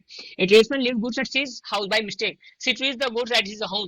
आप बोलेगा नहीं नहीं आप ही तो रख के गए, हमको लगा ये मेरा ही है, तो मेरा है तो फिर मेरा का पेमेंट भी करिए आप, अगर इसको मेरा समझ रहे हैं तो, ठीक है। Tacit contract, silent contract, clear है? इम्प्लाइड है, ये भी इम्प्लाइड जैसा ही, इजी है सारा। नेक्स्ट, ई कॉन्ट्रैक्ट। ई कॉन्ट्रैक्ट का मतलब when a contract is entered into by two or more parties, ये जो तुम लोग है ना, यस एग्री, यस एग्री, एक टिक मार के प्रोसीड करते हो ना, that is e contract, right. Yes I am agree to, एक टिक मार के, कौन पढ़ता है पूरा इतना बड़ा एग्रीमेंट, एक टिक मार के यस नेक्स्ट, वो जो आप टक करके नेक्स्ट कर रहे हैं ना, that is the e contract, right. Email पे भी ई कॉन्ट्रैक्ट आता है। When a contract is entered into by two or more parties using electronic means such as email, it is known as e commerce contract. In electronic commerce different parties person create network which are linked to other networks through EDI, electronic data interchange, right, electronic data interchange. This helps in doing business transaction using electronic mode. These are known as EDI contract और cyber contract और mouse click contract. इसको underline कर लो, ये इसको underline कर लो। EDI contracts, cyber contracts और mouse click contracts, इसको हम लोग ई कॉन्ट्रैक्ट्स बोलते हैं। क्लियर है? Very good. अब नेक्स्ट चलते हैं आगे हम लोग। Now we can discuss executed contract and executory contract. As the name suggests, it's like executed contract when a grocer sells sugar on cash payment, right? It is an executed contract. Execute हो चुका है because both the parties have done what they were to do under the contract. जो उनको करना था उन्होंने कर डाला। Executory के अंदर में दिक्कत आएगा क्योंकि executory में ये है कि होगा। The consideration is a reciprocal promise or obligation. Such consideration is to be performed. Such consideration is to be performed. Such consideration is to be performed, right? Such consideration is to be performed, right, in the future only, and therefore these contracts are described as executory contract. G agrees to take the tuition of H, pre-engineer student, from the next month, and H in consideration promised to pay rupees 1000 per month. The contract is executive because it has to be carried out class लिया, पैसा नहीं दिया, तब देखा जाएगा कि फिर उस एग्जीक्यूटिव कॉन्ट्रैक्ट में क्या किया जाए। Now the next is kinds of contract based on performance. Number one is the unilateral. Unilateral मतलब unilateral contract is one sided contract, एक तरफा प्यार को यूनिलेटरल कॉन्ट्रैक्ट कहते हैं जस्ट आप। a unilateral contract is a one sided contract where only one party's obligation is outstanding, where only one party's obligation is outstanding। मतलब M advertise किया एक पेमेंट का कि मेरा कुत्ता खो गया है, जिसको मेरा कुत्ता मिलेगा, ठीक है, 50,000, तुम्हारा कुत्ता कुत्ता, हमारा कुत्ता टॉमी, 50,000 रुपया उसको इनाम के दिया जाएगा। अब ये वन साइड का बात हो गया। B find the dog and informs him, there comes into existence an executed contract because B has performed his share of obligation and it remains for M to pay the amount of the reward to B. This type of executive contract is also called as unilateral contract। एक प्रकार से executive, क्योंकि अब दूसरा party का काम है ना, वो बोला मेरा कुत्ता खो गया, जो मेरे को इन्फॉर्म देगा उसको 50,000 मिलेगा, बता देगा, बी बता दिया, बी सब कुछ बता दिया। अब ए के ऊपर जिम्मेवारी है, एम के ऊपर, इस केस में एम के ऊपर जिसने एडवर्टाइज किया उसके ऊपर जिम्मेवारी है कि उसको ये बाकी जो पेमेंट वाला पार्ट है वो पूरा करे, राइट। अब बायलेटरल कॉन्ट्रैक्ट क्या होता है? बायलेटरल, अब नाम से क्या लग रहा है, दोनों पार्टी से, दोनों पार्टी, यहाँ दो तरफा मोहब्बत का बात हो रहा है। Yes, a bilateral contract is one where the obligation और promise is outstanding on the part of both the party, दोनों की तरफ से थोड़ा थोड़ा बाकी है। A promise to sell is plot to be 10 lakh में cash down, but B pays only 2.5 lakh, बाकी का पैसा, बाकी का काम, एक का पैसा अटका है, एक का काम अटका है। The contract between A and B is executory because there remain something to be done on both side. एक बोला कि अब हम पोजीशन नहीं देगा जब तक पैसा नहीं देगा, दूसरा बोला जब तक पैसा नहीं देंगे जब तक जमीन नहीं मिल जाता, राइट, या काम नहीं होके मिलता पूरा। तो sir executive contracts are also known as bilateral contracts, right. तो ये जो बात हम लोग अभी करके जा रहे हैं ना, 1 2 3, ये हुआ हाफ और ये हुआ हाफ। तो ये क्वेश्चन अपने आप में एक इंपॉर्टेंट एरिया, इंपॉर्टेंट जगह रखता है एग्जाम के लिए। बहुत इंपॉर्टेंट है कि कॉन्ट्रैक्ट किस तरीके से हो सकता है, कॉन्ट्रैक्ट में क्या क्या चीज आपको देना है, बताना है, ये सारा चीज आपको यहाँ पे करना है, right. Next is proposal offer. ये क्या होता है सर? अब प्रपोजल ऑफर ये सब क्या होता है, कितने टाइप का होता है, इस सारे के ऊपर हम लोग बात करेंगे। क्लियर है? प्रपोजल ऑफर ये सब पे बात करना है हम लोगों को। तो प्रपोजल ऑफर, प्रपोजल कौन है, कौन दे रहे हैं, प्रपोजल क्या होता है? तो प्रपोजल ऑफर डेफिनेशन क्या है? When one person signifies to another his willingness to do or to abstain from doing anything with a view to obtaining the assent of the other to such act or abstinence, he said to make a proposal। अब सवाल बहुत सारा आया, feedback आया कि sir answer कैसा लिखना है। देखो लॉ है, अपने मन से तुम, ये हिस्ट्री नहीं है कि अपने मन से कुछ लिख के आ जाओगे। लॉ का मतलब होता है लॉ का लैंग्वेज याद करना ही पड़ेगा, उससे कोई उपाय नहीं है। तो सर क्या कर सकते हैं? फिर ये सकते हैं कि पॉइंट याद करना पड़ेगा, फिर ये सकते हैं कि पॉइंट को एक्सप्लेन करने का टेक्निक हम लोग बात कर चुके हैं।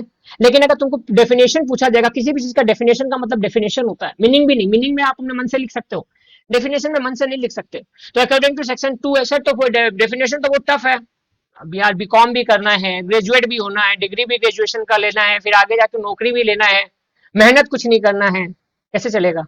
मेहनत तो करना पड़ेगा ना। हाँ, तो according to section 2A of the Indian Contract Act, when one person signifies to another his willingness to do or to abstain from doing anything with a view to obtaining the assent of the other to such act or abstains, he said to make a proposal। वो चाहता है कि मेरा बात सुन लो भाई, वो चाहता है कि हम एक ऑफर दे रहे तुमको, वो चाह रहा है कि तुम उस ऑफर को एक्सेप्ट कर सकते हो तो कर लो। एसेंशियल्स क्या क्या है? द पर्सन, अब देखो तुम डेफिनेशन में अगर दिक्कत हो जाए, देखो बहुत सारे बच्चे हैं, ठीक है, मैंने बोला बहुत सारे बच्चे हैं जिनको कोई चीज याद करने में दिक्कत होता है, कोई बात नहीं है, डेफिनेशन वाले पार्ट को छोड़ के बाकी चीज जो एसेंशियल्स उसको तो कर लो। अब एसेंशियल्स का क्या बोला गया? The person making the proposal और ऑफर इज कॉल्ड द प्रोमिजर। ये लिखने में तुमको दिक्कत आएगा क्या? या ऑफरर बोलते हैं उसको, नहीं आएगा। The person to whom the offer is made is called the offeree या प्रोमिजी और एक्सेप्टर। ये चार चीज तुमको लिखने में क्या दिक्कत आएगा क्या? नहीं, इससे तुम सेंटेंस नहीं बना पाएगा क्या? हाँ बना पाएगा। तो फिर मतलब जो प्रॉमिस किया प्रोमिसर, जो प्रॉमिस एक्सेप्ट किया प्रोमिसी, जो ऑफर दिया वो ऑफरर, जो ऑफर एक्सेप्ट किया वो ऑफरी और एक्सेप्टर। कहाँ गणित टेढ़ा है? Next, for a valid offer the party making it must express is willingness to do. Willingness to do, कौन सा पार्टी? और not to do something, right. There must be an expression of willingness to do. सबसे important word क्या है? Expression of willingness to do or not to do some act by the offerer। the valid offer मतलब the party making it must express its willingness to do or not to do। नहीं नहीं हम नहीं कर पाएंगे, ठीक है, नहीं नहीं हम कर पाएंगे, ठीक है, लेकिन अगर कि कुछ भी नहीं है तो फिर मामला खतरा है। An offer can be positive as well as negative, that doing is a positive act and not doing is a negative act, both can constitute. वही हाँ बोले ठीक है, पॉजिटिव वही है, जब आप किसी को ऑफर करते हैं तो फिर या तो हाँ में जवाब आता है या ना में जवाब आता है। हाँ में जवाब आया तो पॉजिटिव एक्ट हो गया, राइट, पॉजिटिव, ऑफर पॉजिटिव। ना में जवाब आ गया तो नॉट डूइंग वाला तो निगेटिव एक्ट हो गया, सिंपल है, कहाँ दिक्कत है इस इंस्टेंस में, इजीली लिख पाओगे, हाँ या ना। Next, kinds of offers. अब ऑफर्स कितने टाइप का होता है? Express offer, when offer is made by words spoken और रिटन, स्पोकन और written. Implied offer, when offer is made by conduct, made by conduct. जैसे हम बात किए थे पेन वाला, किसी से आप बोले पेन खरीदना है, आपको ऑफर दिया, वो पेन भेज दिया, अब वहां पर वो क्या है, उसके अंदर में उस ऑफर में, अब वो पेन कोई मांगा है, वो बोल रहा है नहीं लिख नहीं रहा है, अच्छा तो क्या हुआ, सजाने में सुंदर है। इम्प्लाइड ऑफर, भाई ऑफर पेन मांगने का मतलब हम ऑफर किए भैया पेन दे दीजिए हमको, पैसा ले लीजिए हमसे, और आप मेरे को पेन सजाने के लिए दे रहे हैं, तो इम्प्लाइड ऑफर मतलब वो चीज उसके अंदर शामिल, जो मेन चीज, general offer. General offer mean public at large और to a class of person, जहाँ पे offer made is made to the public at large, और जनरल ऑफर कौन देता है, नेता लोग, ठीक है sir. Specific offer, when offer made to a specific और सर्टेन पर्सन, सर ये क्या होता है, अरे बाबा ये जो गवर्नमेंट का बहुत सारा स्कीम चलता है ना, तो वो स्पेसिफिक ऑफर ही तो होगा, स्पेसिफिक क्लास के लिए, स्पेसिफिक लोगों के लिए, ठीक है। Cross offer, when two parties exchange identical offers in ignorance of each other's offer, अपने तरीका पे जहाँ झगड़ा होने वाला, परिवारों में जनरली क्रॉस ऑफर होता है, when two party exchange identical offers in ignorance of each other's offer. Identical, ये नहीं नहीं हम पैसा नहीं देंगे, हम आपको ये देंगे, वो सामने वाला पता नहीं हमको पैसा नहीं चाहिए, तो गाड़ी चाहिए, ले दे बेटा धनाधन, क्रॉस ऑफर। काउंटर ऑफर, चलता है ना शादी ब्याह में तो ऐसे ही offer. Counter offer, when the offeree offers to accept the offer subject to modification and variation in the terms of the original offer. नहीं, 10 लाख नहीं चाहिए, गाड़ी चाहिए, वहां पे तब दोनों पार्टी एक्सचेंज कर रहा, तब क्रॉस ऑफर। काउंटर ऑफर मतलब जो चीज बोला गया उसके बदले कुछ और, काउंटर ऑफर कर रहा है। हम अगला को बोले 10 लाख से मामला रफा दफा का, पता नहीं हम 10 लाख रुपया नहीं देंगे, हमको गाड़ी चाहिए, कौन सा, अब गाड़ी बेटा को चाहिए 12-15 लाख वाला, क्रॉस ऑफर, ये काउंटर ऑफर। आपने बोलता ना, अरे काउंटर ऑफर तो करिए, सामान लेने जाओगे तुम बोलेगा 200 रुपया, वो बोलेगा 400 रुपया, दुकानदार से झगड़ा जब होता था, अच्छा मैडम काउंटर ऑफर तो करिए, सर काउंटर ऑफर तो करिए। स्टैंडिंग ऑफर, स्टैंडिंग ऑफर मतलब when an offer is open for acceptance over a period of time, जैसे जनरली क्या होता है, उबर ओला में आजकल आता है ना, डाइविंग के अंदर, when offer is open for acceptance, आप डाल दिए 250 रुपया में, जो जाने को रेडी है, that is the standing offer, right, वो इतने टाइम तक के लिए वो ऑफर आपका रेडी है, ये आपका काम आया काइंड्स ऑफ ऑफर में। अब क्लासिफिकेशन ऑफर में हम लोग बात करेंगे, एग्जांपल जो दिया हुआ उसको एक बार डिस्कस कर लेंगे, उसके बाद essentials of a valid offer पे बात करेंगे। तो क्लासिफिकेशन ऑफर में जनरल ऑफर हम लोग बात कर चुके हैं, राइट, स्पेशल और स्पेसिफिक ऑफर बात कर चुके, क्रॉस ऑफर बात कर चुके,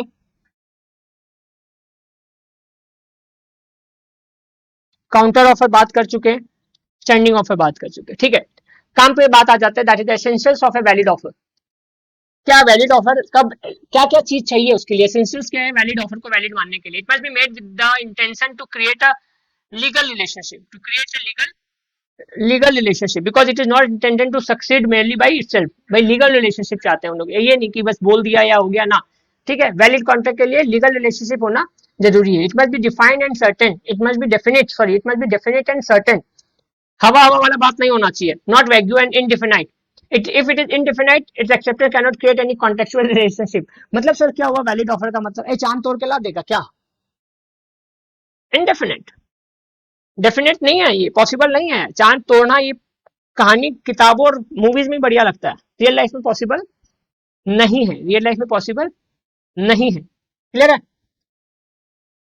next is it must be communicated to the offeree, an offer to be, मन मतलब मन मन में वो जो गंधर्व विवाह होता था ना, कि मन मन में किसी को पसंद कर लिया, ऑफर कर दिया, विल यू मैरी मी, सामने वाला माना नहीं, सुना नहीं, तो ऑफर नहीं बोला जाएगा। An offer to be complete must be communicated to person to whom it is made, कम से कम उसमें कम्युनिकेशन होना बहुत बहुत जरूरी हो जाता है, otherwise there can be no acceptance of it unless an offer is communicated, there can be no acceptance by it, and acceptance of an offer in ignorance of the offer is not acceptance and does not confer any right to the acceptor। तो कहीं ना कहीं एक तो communication, दूसरा acceptance, तब आपका एक वैलिड ऑफर वैलिड तरीके से माना जाएगा।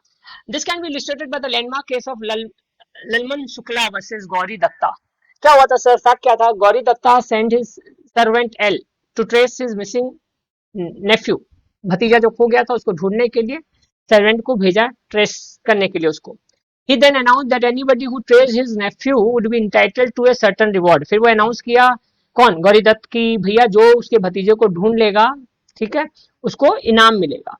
L trace the boy in ignorance of this announcement, L क्या किया, ढूंढ लिया, बट उसको अनाउंसमेंट का पता नहीं था। Subsequently when he came to know of the reward he claimed it, held. He was not entitled to the reward as he did not know the offer. It must be made. तो कहने का मतलब क्या है, पता भी होना चाहिए, खाली ऑफर से नहीं होगा, ऑफर के साथ एक्सेप्टेंस होना चाहिए, ऑफर पता होना चाहिए।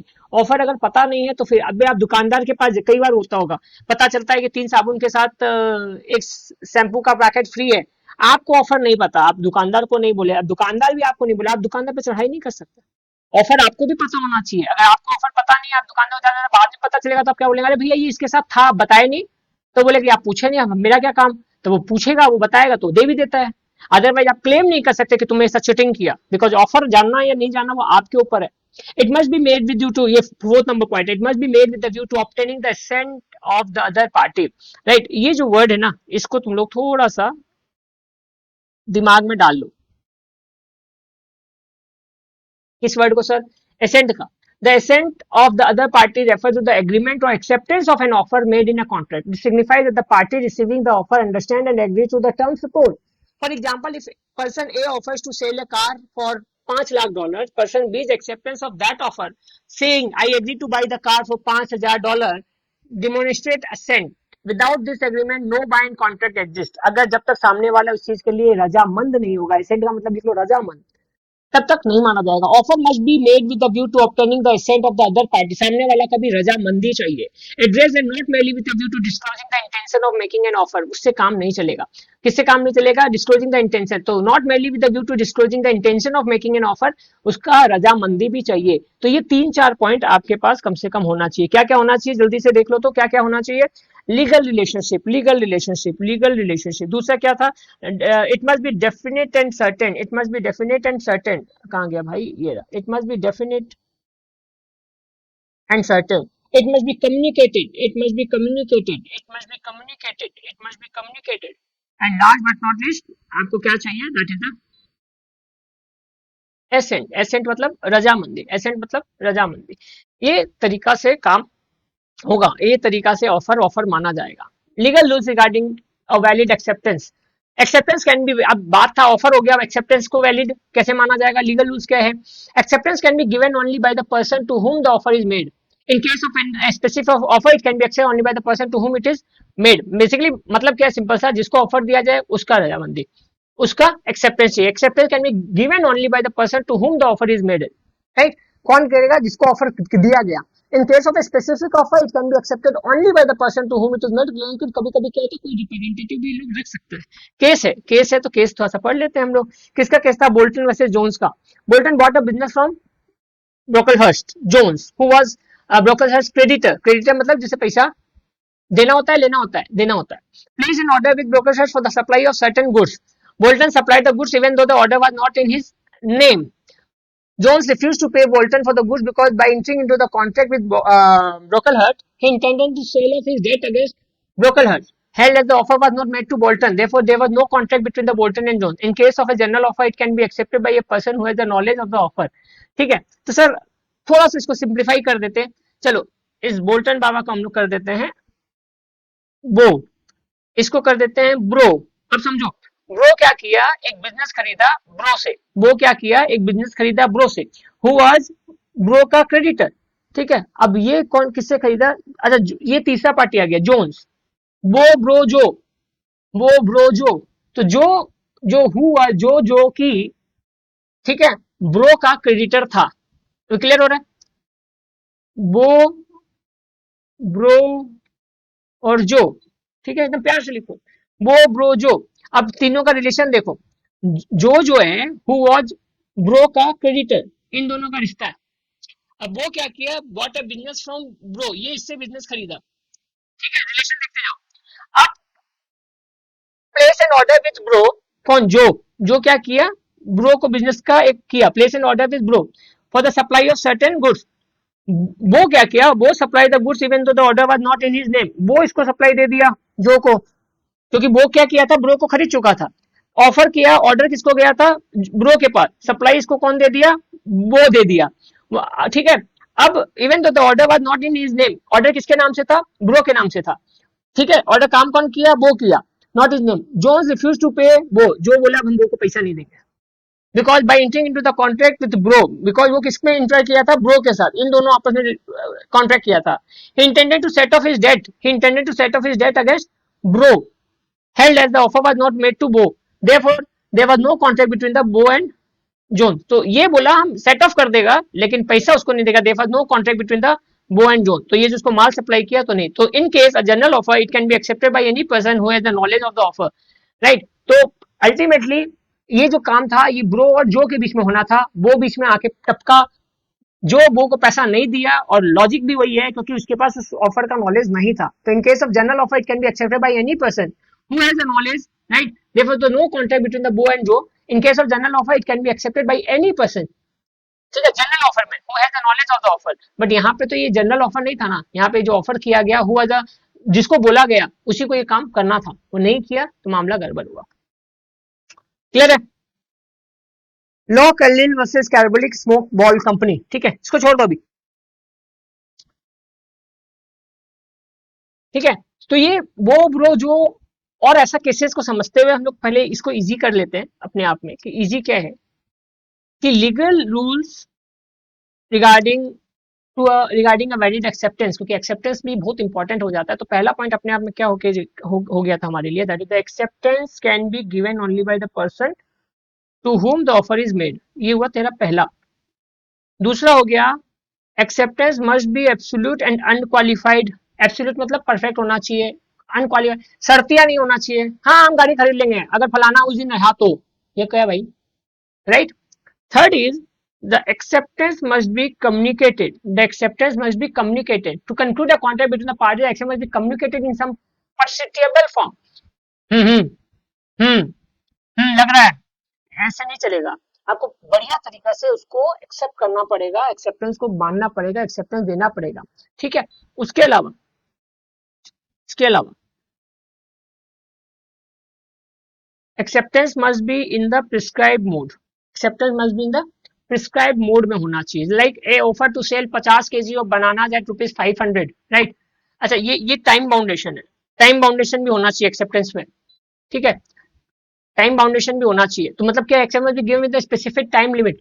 Like a offer to sell B 50 kg of banana at ₹500, but B communicate the after 4 दिन. अब 4 दिन के बाद तो बनाना खराब हो जाएगा, बनाना नाना हो जाएगा. So this is not a valid contract because bananas are perishable item and could not stay for a period of week. 4 days is not a reasonable time in this case. तो बोलना पड़ेगा, समझाना पड़ेगा. Last but not least, mere silence is not acceptance. सिर्फ चुप्पी धारणा से भी एक्सेप्टेंस नहीं माना जाएगा. The acceptance of an offer cannot be implied from the silence of offeree or his failure to answer unless the offeree has previously indicated that his silence is evidence of acceptance. अगर वो पहले ये नहीं बोल के रखा होगा कि अगर हम चुप्पी धारण करेंगे तो भी मान लेना कि हम एक्सेप्ट कर रहे हैं, तब आपका चुप्पी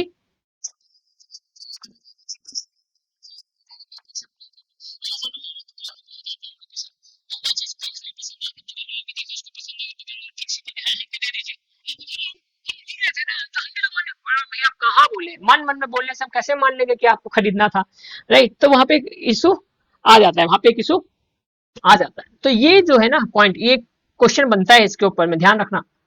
क्वेश्चन बनता है इंपॉर्टेंट, पहले भी बात किए थे, इंपॉर्टेंट क्वेश्चन बनता है. Legal rules regarding a valid acceptance. तो पहला पॉइंट होगा एक्सेप्टेंस कैन बी, रुको रुको तुम्हारे लिए उसको शॉर्ट कर देते हैं बाबा, कहीं टेंशन लेता है तुम लोग.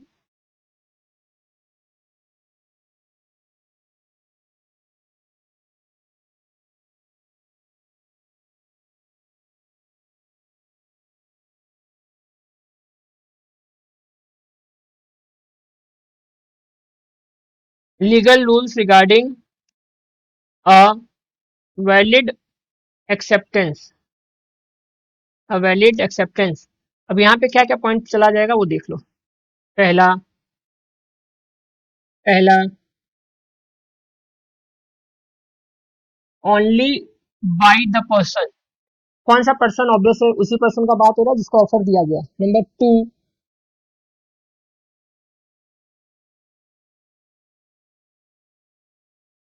Absolute and unqualified. Number 3, must be communicated. Number 4, prescribed mode. Number 5, time bound. Number 6, mere silence, not accepted, not accepted. Question बनेगा, बहुत सारे एग्जाम्पल लिख के आ जाओगे तो बहुत बढ़िया, नहीं तो कभी पॉइंट भी लिखोगे उसमें एक एक लाइन भी लिखोगे तो भी बहुत सारे मार्क्स के लिए वैलिड तुम्हारा भी आंसर हो जाएगा। तो ये वैलिडिटी तुमको कहीं ना कहीं रखना है। क्लियर है? इंडियन कॉन्ट्रैक्ट एक्ट थोड़ा सा लगेगा कि सर किस तरीके का है, बट खराब नहीं है, बहुत इंपॉर्टेंट चैप्टर है, बहुत मजेदार चैप्टर है। नेक्स्ट पे आ जाते हैं, communication of offer and acceptance. ये बड़ा बात है, ये इंपॉर्टेंट क्वेश्चन भी बनता है, सुन लो इसको ध्यान से। Communication of offer and acceptance, ये ना झगड़ा वाला बात है। झगड़ा कैसे सर? सर कोई कुछ बोला, अब वो मेरे को ऐसे इशारा में बोला, वो ऐसे बोला, हम उसको कैसे मान ले? Right, the importance of forming a valid contract was explain the previous paragraph. One common requirement for both offer and the effective communication. Effective communication life में हर जगह है, लाइफ में हर जगह इफेक्टिव कम्युनिकेशन। और अगर इफेक्टिव कम्युनिकेशन का बात करें तो give significant importance to the time element in deciding when the offer and acceptance are completed. Right, देखो, the difficulty arising when the contract parties are at distance from one another and they utilize the service of post office, telephone, email, internet. In such cases it is crucial to know the exact time whether the offer और acceptance is made और completed. But फिर भी timing का फर्क पड़ता है according to section 4। तुम लोगों को पता होगा, नहीं पता तो बता देता है। आधार कार्ड के थ्रू भी आप किसी ऑफर को एक्सेप्ट करते हैं, आप किसी टर्म्स एंड कंडीशंस को एक्सेप्ट करते हैं, ये सब वैलिड है, माना जाएगा, ये सब वैलिड है, माना जाएगा। तो यहाँ पे कहने का क्या मतलब है, टाइम स्टैंप लगता है कि आप कब उस ऑफर को एक्सेप्ट किए, सारा चीज है यहाँ पे। Right, the Indian Contract Act 1872 gives significant importance to the time element in deciding whether the offer and acceptance are completed. Communication of offer, according to section 4 of the act, the communication of the offer is complete when it comes to the knowledge of the person to whom it is made. Example, A sends a letter of offer to B on 10 March, B receives this letter on 12 March, but he reads on 15 March. In this case, the offer is communicated on the 15th March and not 12th of March. Sir ये तो ज्यादती हो गया। बोले जल्दी बोलो, ज्यादती है ना भाई, तुम्हारे पास तो ये लेटर पहुंच गया था ना 12 तारीख को, अब तुम पढ़ा 15 तारीख को, तो 15 तारीख को क्यों माना जाएगा? एक्चुअली भूला जाता है कि कम्युनिकेशन ऑफ ऑफर बड़ा इंपॉर्टेंट हो जाता है। A sends letter to offer B on 10 March, B receive किया 12 मार्च को और पढ़ा 15 मार्च को, तो जब वो पढ़ा उसके हिसाब से वही दिन उसके लिए क्या हो जाएगा, एक्सेप्टेंस के लिए या ऑफर के लिए कम्युनिकेशन वाला दिन माना जाएगा, 12 तारीख नहीं माना जाएगा, जिस दिन पढ़ेगा उस दिन माना जाएगा। कम्युनिकेशन ऑफ एक्सेप्टेंस क्या होना चाहिए? दिस इंक्लूड्स एनी, कहां गया, there are two issues of for discussion and understanding. They are the modes of acceptance and when is acceptance complete, कब एक्सेप्ट किया गया और कब उसको कंप्लीट किया गया। Let us first consider the modes of acceptance. Section 3 of the act prescribe in general terms two modes of communication, namely by any act, by omission, intending thereby to communicate to others, or which has the effect of community to it to the other। अब communicating का मतलब क्या हो गया sir? अब ये क्या मतलब हो गया कि by any act, by omission. Let us first consider the modes. क्या क्या मोड हो सकता है? देखो, एक हो सकता है तो कम्युनिकेशन ऑफ एक्सेप्टेंस जो था ना, उसके अंदर दो पॉइंट इंपॉर्टेंट है, द मोड ऑफ एक्सेप्टेंस और when is accepted acceptance complete. तो जो ओवरऑल में पॉइंट जा रहा है ना हम लोग का, देखिए communication of offer and acceptance कितना इंपॉर्टेंट हो जाता है, तो उसके अंदर एक हो गया कम्युनिकेशन ऑफ ऑफर, ये इंपॉर्टेंट, कम्युनिकेशन ऑफ एक्सेप्टेंस एक ऑफर, एक चीज चाहिए, और तीसरा चाहिए कम्युनिकेशन बाय एक्ट। अब communication by act means this includes any expression of words, whether written or oral. Written words will include letter, telegram, faxes, emails, and even advertisement. Oral words will include telephone messages. Communication would also include any conduct intent to communicate, such as positive acts or signs. So the other, हाँ, okay, done. ये भी okay done माना जाता है, ये भी acceptance माना जाता है, right? Communication by omission. Communication by omission. Omission मतलब A offer 50,000 to B if it does not arrive before the court of law as an evidence to the case। ठीक है, A ऑफर किया B को कि if it does not arrive before the court of law as an evidence to the case, B does not arrive on the date of hearing to the court, नहीं आया। Here the omission of doing an act amounts to acceptance, वो नहीं आया, तो वो acceptance वहां भी माना गया, यहाँ भी माना गया, वो अपना काम किया, वो नहीं आया, तब भी वो एक अपने आप में कम्युनिकेशन की तरह काम किया। क्लियर है? Next is communication of acceptance by conduct. Communication of acceptance by conduct. For instance, delivery of goods at a price by a seller to a willing buyer will be understood as communication by conduct to convey acceptance. Similarly, one need not explain why one boards a public bus or drops a coin in a weightage machine. The first act is the conduct of acceptance against its communication to the offer by the public transport authority to carry any passenger. The second act is again a conduct conveying acceptance to use the weighing machine kept by the vending company as an offer to render the service for a consideration. वो जो 2 रुपया या 1 रुपया डालकर आप machine से पूछ रहे हो ना भाई वजन कितना है, तो वो जो 2 रुपया डालना है वो भी क्या है, वो सामने वाला मशीन की तरफ से आपको वही ऑफर है। जब 2 रुपया डालोगे तो आपको वजन बता देंगे आपका, बस में चढ़ोगे तो बस आपको ले जाएगा वहां पर। तो ये क्या है, communication of acceptance by conduct. आप बस में चढ़े तो दैट इज एक्सेप्टेंस है, बस तो जा ही रहा है उस रूट में, वो तो अपना सर्विस दे ही रहा है, वो अपना सर्विस दे रहा है, तो आप कहीं ना कहीं वो आपको ऑफर कर रहा है, उसमें आपका वो एक्सेप्टेंस माना जाएगा। तो मजेदार पार्ट क्या है इसमें, एक बार हम लोग इसको देख लेते हैं। अच्छा क्वेश्चन है, मजेदार क्वेश्चन है। क्यों मजेदार क्वेश्चन है, क्योंकि यहाँ पर अगर आप कुछ पार्ट ये जो है ना इसको भी लिख के आने का कोशिश करते हो तो यहाँ पे आपको मार्क्स मिलना शुरू हो जाता है। नंबर 1 पहला चीज क्या था, communication of offer, communication of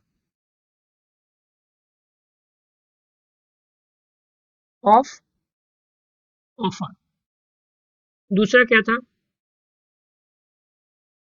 communication of acceptance. तीसरा क्या था,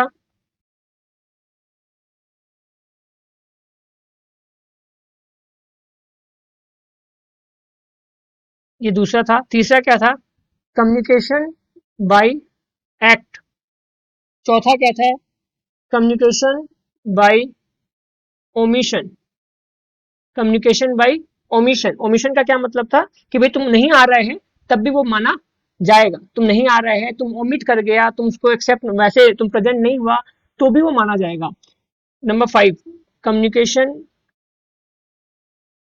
of acceptance by conduct, by conduct, by conduct, bus में चढ़ना, वेइंग मशीन में सिक्का डालना, ये तो ये 5 point, communication of offer and acceptance ये अपने आप में वैलिड मजेदार इंपॉर्टेंट क्वेश्चन यहाँ भी बन जाता है।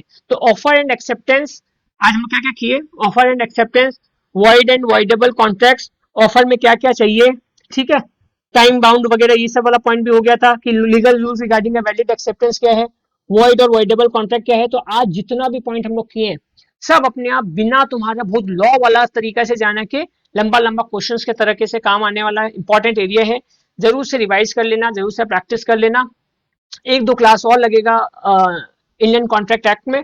इंडियन कॉन्ट्रैक्ट एक्ट जहां फिर खत्म हो गया, sales of goods act already खत्म है, ऑलमोस्ट खत्म है, उसका कुछ पार्ट बाकी है, उसको हम लोग कंप्लीट कर लेंगे।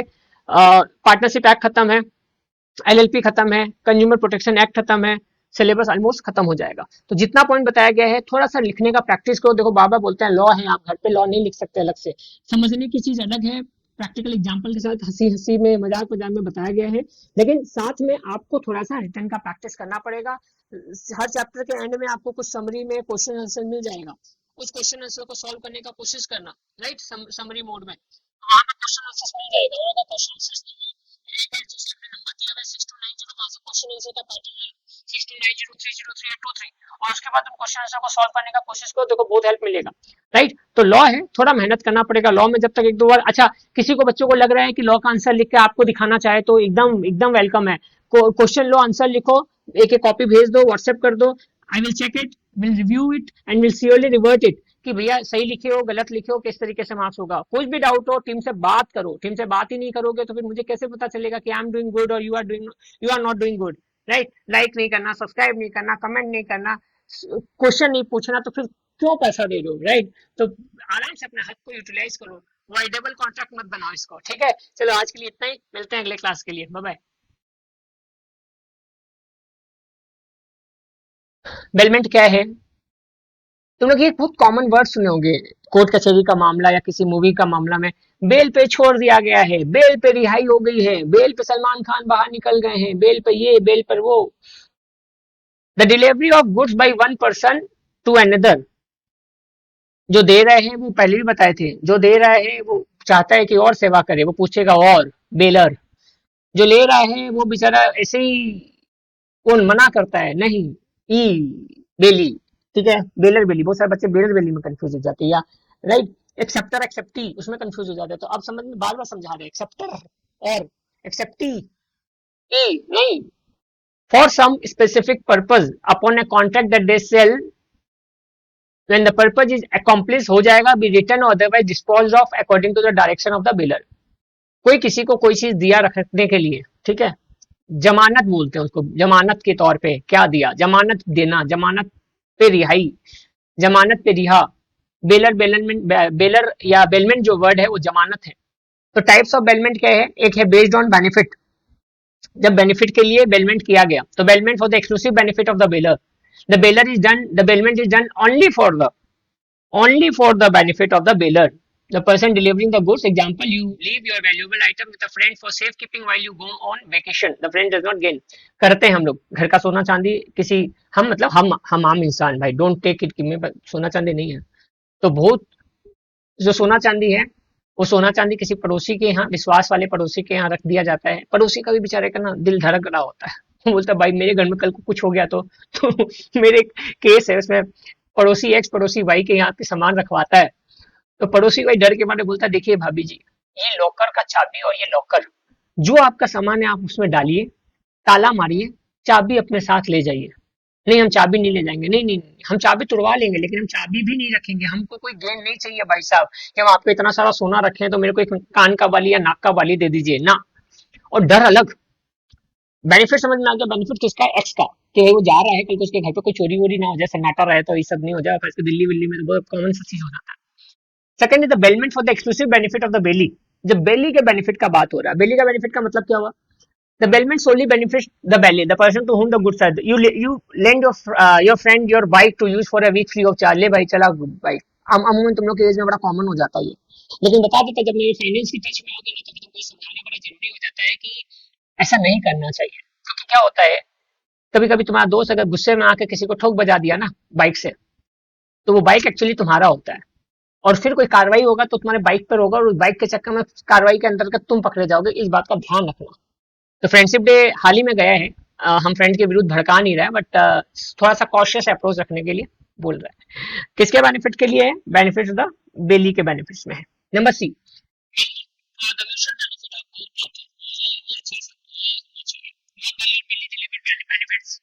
This the most common type specially in commercial setting. Sir आज के जमाने में यही चलता है, वो अगर उसको बाइक देगा ना तो कुछ ना कुछ उसके बदले ले ही जाएगा।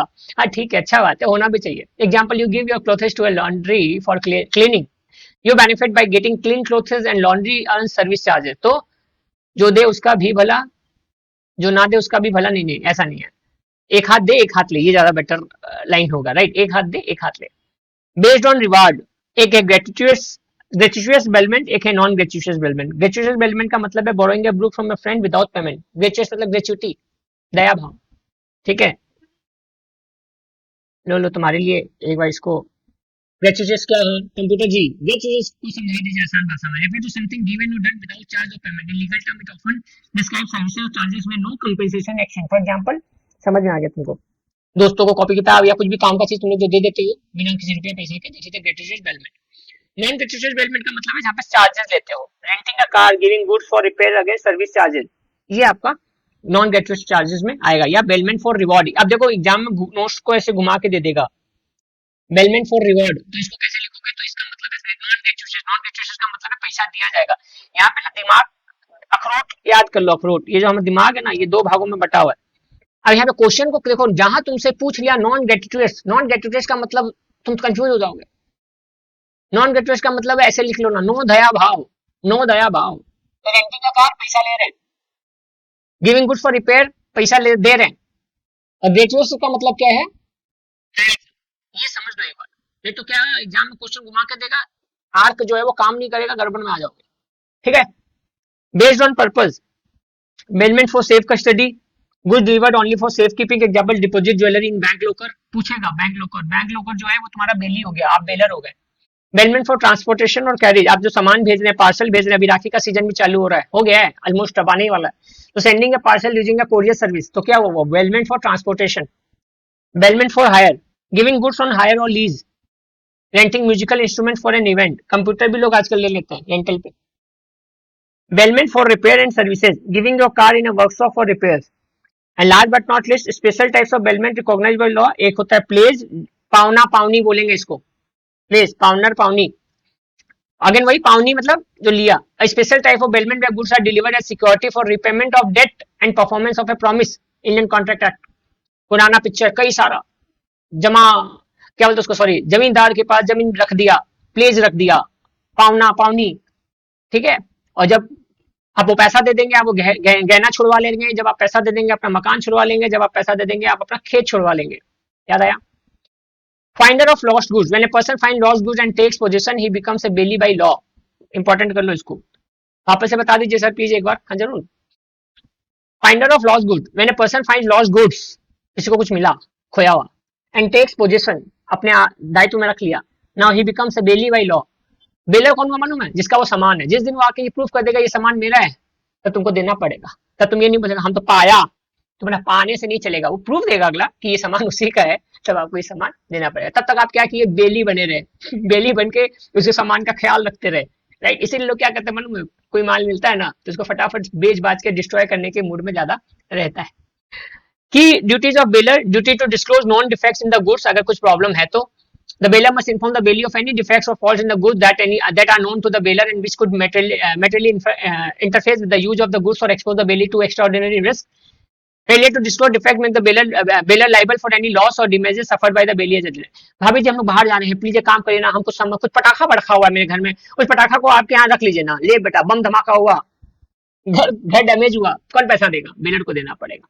तो बेलर को अगर ऐसा कोई रिस्क है तो बता के ही उस पर काम करना पड़ेगा, उसको बताना पड़ेगा, उसको मेंशन करना पड़ेगा। क्लियर है? Duty to provide clear instruction, अच्छा फेलियर टू डिस्क्लोज, ये तो बात कर ली हम लोग। Duty to provide clear instruction, the bailor should give clear instruction regarding the use care and purpose of the good during the bailment period. This section में वो बाइक लिया, उसके बाद धुआं नाम इधर उधर सब, और बाइक दिया भी तो तुम पहले ही बता दो कि बाइक में कहाँ प्रॉब्लम है। कल को पता चलेगा बाइक में ब्रेक ही खराब था, वो बेचारा जाके भिड़ा दिया, अब बेलर जिम्मेवार हो जाएगा। ठीक है। Duty to bear necessary expenses, duty to bear necessary expenses, उसको संभालने का बेलमेंट को, जिसमें include cost such as storage, transportation और प्रिजर्वेशन। कौन कौन बियर करेगा sir? The bailor is responsible, इसको गोला मान लो, the bailor is responsible for the reasonable और ordinary expenses incurred by the bailee in connection with the bailment. If the expenses are extraordinary, the bailor must reimburse the bailee if such expenses were necessary to the preservation of the good. भाभी जी आप लोग आए नहीं, बहुत दिन तक अलमारी पड़ा रहा, अलमारी हमको कलर करवाना पड़ गया, जा बाबा, एक लॉकर के चक्कर में पूरा अलमारी कलर करवाना पड़ा। वो बोला तो एक बात समझना, बियॉन्ड ऑर्डिनरी नहीं है, एक्स्ट्रा ऑर्डिनरी है। बेलर देखेगा, नहीं समझ में आएगा तो खर्चा नहीं दे सकता। But if the expenses are extraordinary, the bailor must reimburse the bailee if such expenses were necessary for the preservation. अब बताओ इस केस में क्या होगा? उसको ये फील आएगा कि नेसेसरी था, क्योंकि वो अलमारी में रखा हुआ था, अलमारी में उसी का माल पड़ा था, ये बेली होशियार था, तो बेली बोला चलो ये अच्छा मौका है, चार्जेस बोल के चार्जेस नहीं ले रहे लेकिन काम अपना निकाल दे रहे। Duty to indemnify the bailee, the bailor must compensate the bailee for any loss, damage और liability the bailee suffer due to defects in the goods not disclose और due to failure in structure. अपने अभी बात किए थे कि कुछ problem उसमें रहा तो क्या दिक्कत हो सकता है। This ensure the bailee is not unfairly burden for issues beyond their control. Number 6, duty to allow inspection. ये लंबा क्वेश्चन बन गया सर, बेलमेंट वाला एकदम बन रहा है, अच्छा क्वेश्चन बन रहा है।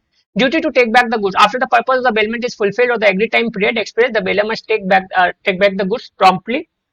अब वो रख दिया, बोले नहीं भाभी जी आप ही के यहाँ रहने दीजिए, हमको हड़बड़ नहीं करना है, हमको लेके नहीं जाना, ऐसे नहीं चलेगा, वो बैंक नहीं है।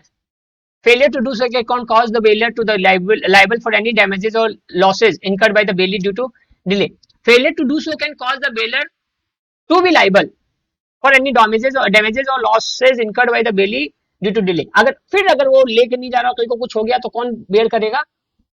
बेलर लाइबल होगा। Failure to do so can cause the bailor to be liable for any damages, तब फिर वहां पे बेली लाइबल नहीं होने वाला। Last but not least, duty to compensate for premature termination. If the bailor decided to terminate the bailment before the purpose is accomplished, they must compensate the bailee for any loss or expenses incurred due to such premature termination. ये generally bank के cases में होता है। आप 1 साल के लिए locker लिए, आप 3 महीना के बाद ही बोल रहे हैं, तो बैंक का भी कमाई का जरिया होता है ना। बैंक अब आपके लिए इतना दिन, फिर वो आपका लॉकर को 1 साल बोल के वो रख दिया अलग से, अब आप 3 महीने में बोल रहे हो मेरे को लॉकर नहीं रखना, तो वो बाकी का 8-9 महीना जो एक्स्ट्रा वो किसी और को नहीं दे पाया, तो वो चार्जेस आपसे ले लेगा। क्लियर है? Duty to take reasonable care the goods, ठीक है सर ये क्या है? अभी बात कर रहे थे हम लोग कि duty to compensate for premature termination, duty to take reasonable care of good, the bailee must take as much care of the goods billed to him as a prudent person would take of his own goods of similar kind and value under the same circumstances. जितना ख्याल आपको रखना है, जितना ख्याल आप अपने jewellery का रखेंगे, बैंक का भी जिम्मेवारी बनता है. इफ द बेलीज कितना सारा पिक्चर बनाया है कि बैंक का लॉकर्स लूट लिया गया रातों रात, तो इस सब चीजों को ही देखते समझते हुए ये सब रूल्स रेगुलेशन बनता गया. If the bailor is negligent and the goods are lost, damaged or deteriorate, he is liable to compensate the bailor for the loss. इसीलिए वो बोला, भाभी जी चाबी ले जाइए प्लीज, खुद अपने हाथ से ताला मारिए, चाबी ले जाइए, हमको मत दीजिए, क्योंकि कल को कुछ हो गया तो he will be liable.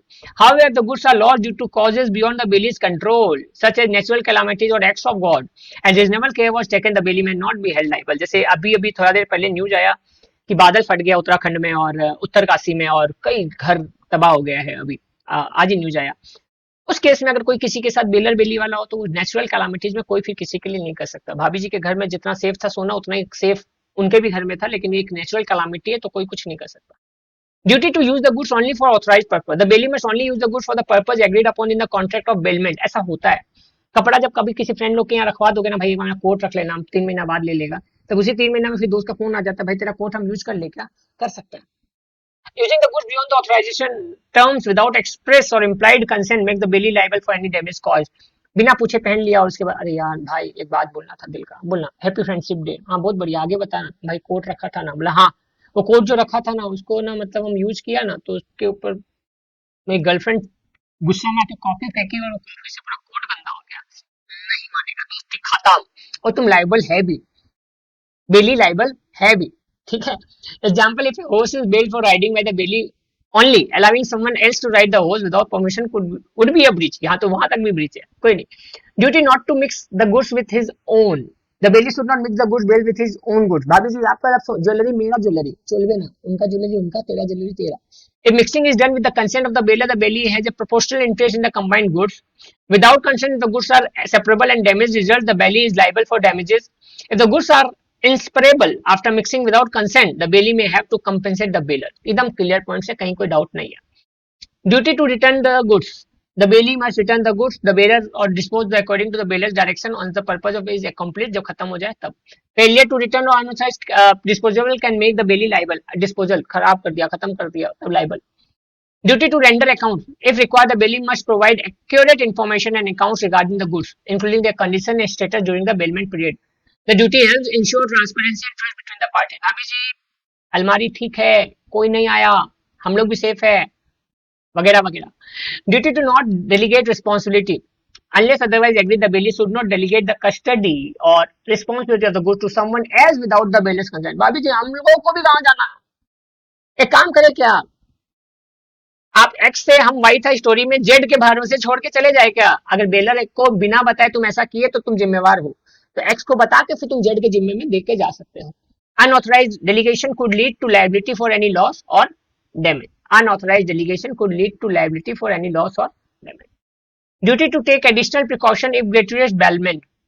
हम लोग बात किए थे, ग्रेचुरियस मतलब दान धर्म. If the bailment is gratuitous मतलब without reward, the bailee is bound to take only slight care. In case of bailment for the exclusive benefit of the bailey must take extraordinary care. ये पूरा chapter अपने आप में बड़ा important, बड़ा मजेदार question वाला. बेलमेंट जरूर से करके जाना, बहुत इंपॉर्टेंट है, जरूर पूछा जाएगा. सर बेलमेंट के अलावा इम्प्लाइड एजेंसी हम लोग बात कर लिए थे और बहुत इंपॉर्टेंट क्वेश्चन है, ये भी हम लोग बोल चुके थे. तो सर बेलर बेली के अलावा कॉन्ट्रैक्ट ऑफ इंडेमनिटी कर चुके हैं. इंडेमनिटी बताया था तुम लोग को. Insurance, health insurance is the biggest example of contract of indemnity. Indemnity का मतलब होता है putting the things in the same manner as it was earlier. एक आदमी बीमार हुआ, ठीक था, बीमार हुआ, फिर से हेल्थ इंश्योरेंस उसको पैसा देकर ठीक कर देंगे. लेकिन एक आदमी जो दुनिया से अलविदा हो चुका है, उसको क्या वापस से लाया जा सकता है? नहीं लाया जा सकता. इसलिए वहां पर वैल्यू कॉन्ट्रैक्ट होता है. तब वहां पे होता है कि वो आदमी का जो वैल्यू था उतना पैसा उसके मरने के बाद उसके फैमिली को मिल जाता है. चलो नेक्स्ट आ जाते हैं हम लोग कंटिजेंट कॉन्ट्रैक्ट के ऊपर में. कंटिजेंट वर्ड का मतलब होता है अनिश्चितता. अनिश्चितता. A contingent contract is a contract to do or not to do something if some event collateral to such contract does or does not happen. मतलब काश ये होता, ये होगा तो ये होगा, ये होगा तो वो होगा, नहीं तो कुछ नहीं होगा. In other words the performance of the contract depends upon the occurrence और non occurrence of a specific event that is uncertain and may और may not take place in the future. अनिश्चितताओं का खेल है, right. Features of a contingent contract dependent on a future event, जो कि भी हो सकता है नहीं हो सकता है. कोलेटरल इवेंट, कोलेटरल मतलब the event must be collateral external to the contract, not a fundamental part of the agreement. मतलब selling a house if a loan is sanctioned is a collateral, not a core event. भाई loan pass नहीं हुआ तो कुछ नहीं कर सकता ना, तो दोनों पार्टी के अलावा तीसरे चीज के ऊपर जो डिपेंड हो गया वो कंटिजेंट इवेंट हो गया, कंटिजेंसी हो गया, कंटिजेंट कॉन्ट्रैक्ट हो गया. कई केसेस चलते हैं कॉर्पोरेट हाउसेस का, कंटिजेंट है, किसी में जीत हो किसी में हार हो, अनिश्चितताओं का खेल है. Specified in the contract. The event must be clearly mentioned in the contract and both parties must mutually agree on it. Non controlled by promisor, promisor के हाथ में नहीं है. The event should not be within the direct control और will of the promisor. It must be an independent event, वरना तो फिर हम जैसा चाहेगा वैसा होगा, तो फिर हम इसमें कंटिजेंसी रहेगा नहीं, अपना मन मर्जी का राजा चल बिना. Enforceable only on events occurrence और नॉन ऑकरेंस. ठीक है सर, एक ही पॉइंट बाबा मत पढ़िए, कोई नहीं. Ceases to be enforceable if event becomes impossible. If the specific event become impossible the contingent contract becomes void. अगर वो इम्पॉसिबल इवेंट है, हम तुमसे एक्स बोला वाई को, भाई मैं नहीं बोल रहा, एक्स वाई को बोला, ये वाई एक्स को बोली, वाई एक्स को बोली आई विल बी योर्स अगर तुम चांद तोड़ के ले आओ. वो बेचारा बोल रहा है कैसे चांद तोड़ के लाए, चांद तक पहुंचने में तो हालत खराब हो जाता है, फिर तोड़ के क्या लाए वहां से, मिट्टी नहीं, चांद तोड़ के ले आओ. इम्पॉसिबल, फालतू का बात. Next to impossible, risk allocation. Such contracts are valuable tools for dividing risk specially in business और कमर्शियल ट्रांजैक्शन. राइट, इंपॉर्टेंट है नोट्स के हिसाब से, very very important. Quasi contract. A quasi contract is not an actual contract formed by mutual agreement. Instead, it is a legal obligation imposed by the court to prevent one or more party from being unjustly enriched at the expense of another, even without any formal or actual agreement between the parties. अरे sir ball तो सिर के ऊपर से चला गया, कोई बात नहीं, वापस से पढ़ लेते हैं. A quasi contract is not an actual contract. एक तो ये एक लाइन याद है, जब मियां बीवी राजी तो क्या करेगा काजी. काजी साहब होते हैं, देखो पहले समझाने का कोशिश करता. काजी साहब वो लड़का लड़की का शादी करवाते हैं मुस्लिम धर्म के हिसाब से. जनरली काजी साहब का ये भी बड़ा एक रोल रहता है. कबूल है, कबूल है, कबूल है, कबूल है, तुमको कबूल है, हाँ कबूल है, कबूल है, कबूल है, बस 3 बार कबूल है, हुआ कबूल, बन गया पेड़ आम का फ्रॉम बबूल, कबूल. अब quasi contract is not an actual contract formed by the mutual agreement. ये म्यूचुअल एग्रीमेंट के through, instead it is a legal obligation imposed by the court. एक legal obligation है to prevent one party from being unjustly enriched at the expense of another, even without any formal or actual agreement between the parties. तुमको पता है ये जो काजी साहब विवाह करवाते हैं, निकाह करवाते हैं, उर्दू शब्द निकाह करवाते हैं, उसमें उन लोग एक अमाउंट पे भी बात करते हैं कि इतने अमाउंट को साक्षी रख के ये किया गया. Features of quasi contract, absence of formal agreement. देखो फीचर्स पढ़ोगे ना, अभी मेरा सारा बात तुमको कनेक्ट कर जाओगे. Absence of formal agreement. There is no prior agreement written or oral between the parties. The relationship is created by law, not by mutual consent. Muslim law बोल रहा है कि उस मुस्लिम लॉ के हिसाब से आप माने जा रहे हो पति पत्नी. जी हाँ, मुस्लिम लॉ में जो निकाह होता है उसमें कंसिडरेशन रखा जाता है, कंसिडरेशन के बेस पे ये निकाह होता है. इतने रुपए को, इतना रुपया जो है उसको रख के ये निकाह हो रहा है. हाँ नहीं हो तो सर्च कर लेना. Obligation imposed by law. The law imposes obligation upon a party ensuring they do not unfairly benefit at the expense of another. इसके खर्चे से वो फायदा ना उठा रहा हो. Number 3, prevention of unjust enrichment. The main objective is to prevent unjust enrichment. Sir unjust enrichment को क्या बोल सकते हैं हम लोग? unjust enrichment को कोई नहीं, तुम्हारे लिए अभी का भी इसको हम लोग एक्सप्लेन करने बोलते हैं, देखते क्या समझाता है. Unjust enrichment occurs when one party benefits at the expense of another without a legal justification. It is based on the principle that no one should profit unfairly. For example, if a contractor mistakenly builds a garage on a neighbor's property, the neighbors benefit without paying for it. Another example is when someone pays for a service that is never rendered, they are entitled to refund to prevent the service provider from being unjustly enriched. कहने का मतलब the main objective is to prevent unjust enrichment, कि कोई किसी का फायदा ना उठा पाए. Making sure no one is unfairly advantaged with another suffer losses. और इसीलिए उस विवाह में, उस निकाह में इसका बड़ा रोल हो जाता है क्वाजी कॉन्ट्रैक्ट का. Remedy of restitutions. The aggrieved party, aggrieved पहले भी बताए थे, एग्री होता है जो रजामंद हो गए. एग्रीव्ड का मतलब होता है जो रजामंद नहीं है। तो the aggrieved party is entitled to restitution that is compensation sufficient to restore them to their original position. तो जितना पैसा को रख के निकाह किया गया फिर उतना ही पैसा उसको दिया जाएगा, और वो इसीलिए ताकि आप किसी का अनफेयर एडवांटेज ना ले सको। बाकी डिटेल में हम नहीं जाएंगे, आप समझदार हैं किस तरीके से अभी विवाह और निकाह चल रहा है इस दुनिया में। In voluntary nature, if the parties do not voluntarily enter into any relationship, the obligation is imposed to ensure fairness. Non-gratuitous act, the benefit must not have intended as gift. The party providing the benefit should have a reasonable expectations of being compensated. और ये होता आया है, बहुत ही कड़वा सत्य है समाज का, लेकिन यही होता आया है कि जब शादी होता है तो वहां पर ये देखा जाता है कि बेटी को खुश रखे दामाद जी, इसके लिए ही बहुत सारा पैसा दिया जाता है, भले वो किसी और फॉर्म में दिया जाए, कैश नहीं तो गुड्स में दिया जाए, लेकिन ये होता आया है। मुस्लिम लॉ में क्या है, इसको एक्सेप्ट करके इस तरीके का कॉन्ट्रैक्ट बना दिया गया कि हाँ एक क्वाजी कॉन्ट्रैक्ट जो है वो इस तरीके से काम करता है, राइट। अब इस क्वाजी कॉन्ट्रैक्ट को आप एक बार जब उस काजी वाली बात से समझ गए जिसमें हम लोग बात कर रहे थे, तो आप समझ पाओगे इसको कि अकाजी कॉन्ट्रैक्ट, चलो एक बार सामने भी कर रहे हैं, legal concept where court enforces an obligation on a party to prevent unjust enrichment when in the absence of a formal agreement, it arises when one party benefits at the expense of another, and the law intervenes to ensure fairness.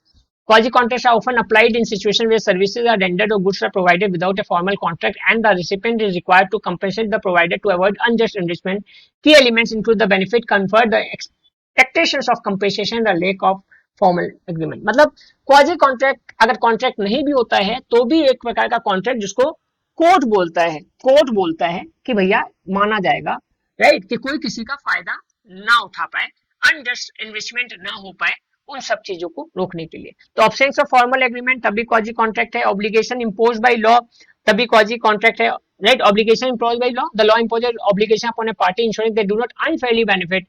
Prevention of unjust enrichment, the main objective is to prevent unjust enrichment, making sure no one is unfairly advantaged while another suffer losses.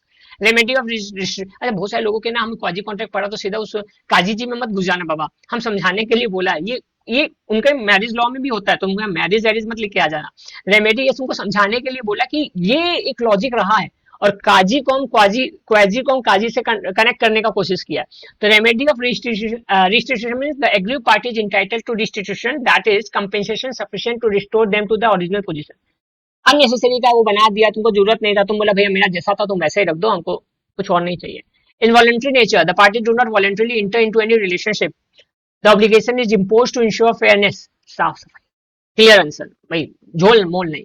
The benefit must not have been intended as gift. The party providing the benefit should have a reasonable expectations of being compensated. कि अगर ये हुआ है तो उसका एक पैसा ले लो, फ्री में कुछ मत करो। ऐसे कुछ कुछ कॉन्ट्रैक्ट के कारण से ना लोग किसी का नाजायज फायदा उठाने का कोशिश करता है, ठीक है। काजी समझाने के लिए था, उसको विवाह और लेके उसको मत कर देना, लेकिन हाँ कहीं ना कहीं ये बड़ा सिमिलर उससे लगता मिलता नजर आता है। तो ये दो तीन इंपॉर्टेंट चीज था जो अपने आप में मजेदार था, इंपॉर्टेंट था। कंटीजेंट कॉन्ट्रैक्ट, बेलमेंट और क्या बोलते हैं इसको, क्वाजी कॉन्ट्रैक्ट, और एग्जाम के लिए भी इंपॉर्टेंट है। तो बेसिकली अगर हम लोग बात करें तो कहानी में सार यही था कि हम लोगों का पढ़ाई का तरीका ऐसा होगा, पार्टनरशिप एक्ट, एलएलपी एक्ट, कोपा, सेल्स ऑफ गुड्स एक्ट और इंडियन कॉन्ट्रैक्ट एक्ट, और उस इंडियन कॉन्ट्रैक्ट में भी जितना सारा भी सजेशन हम लोग बताएं उसको आप कर लीजिएगा। तो अच्छे मार्क के साथ, अच्छे रिजल्ट के साथ हम लोग दोबारा मिलेंगे। नमस्कार, बाय बाय।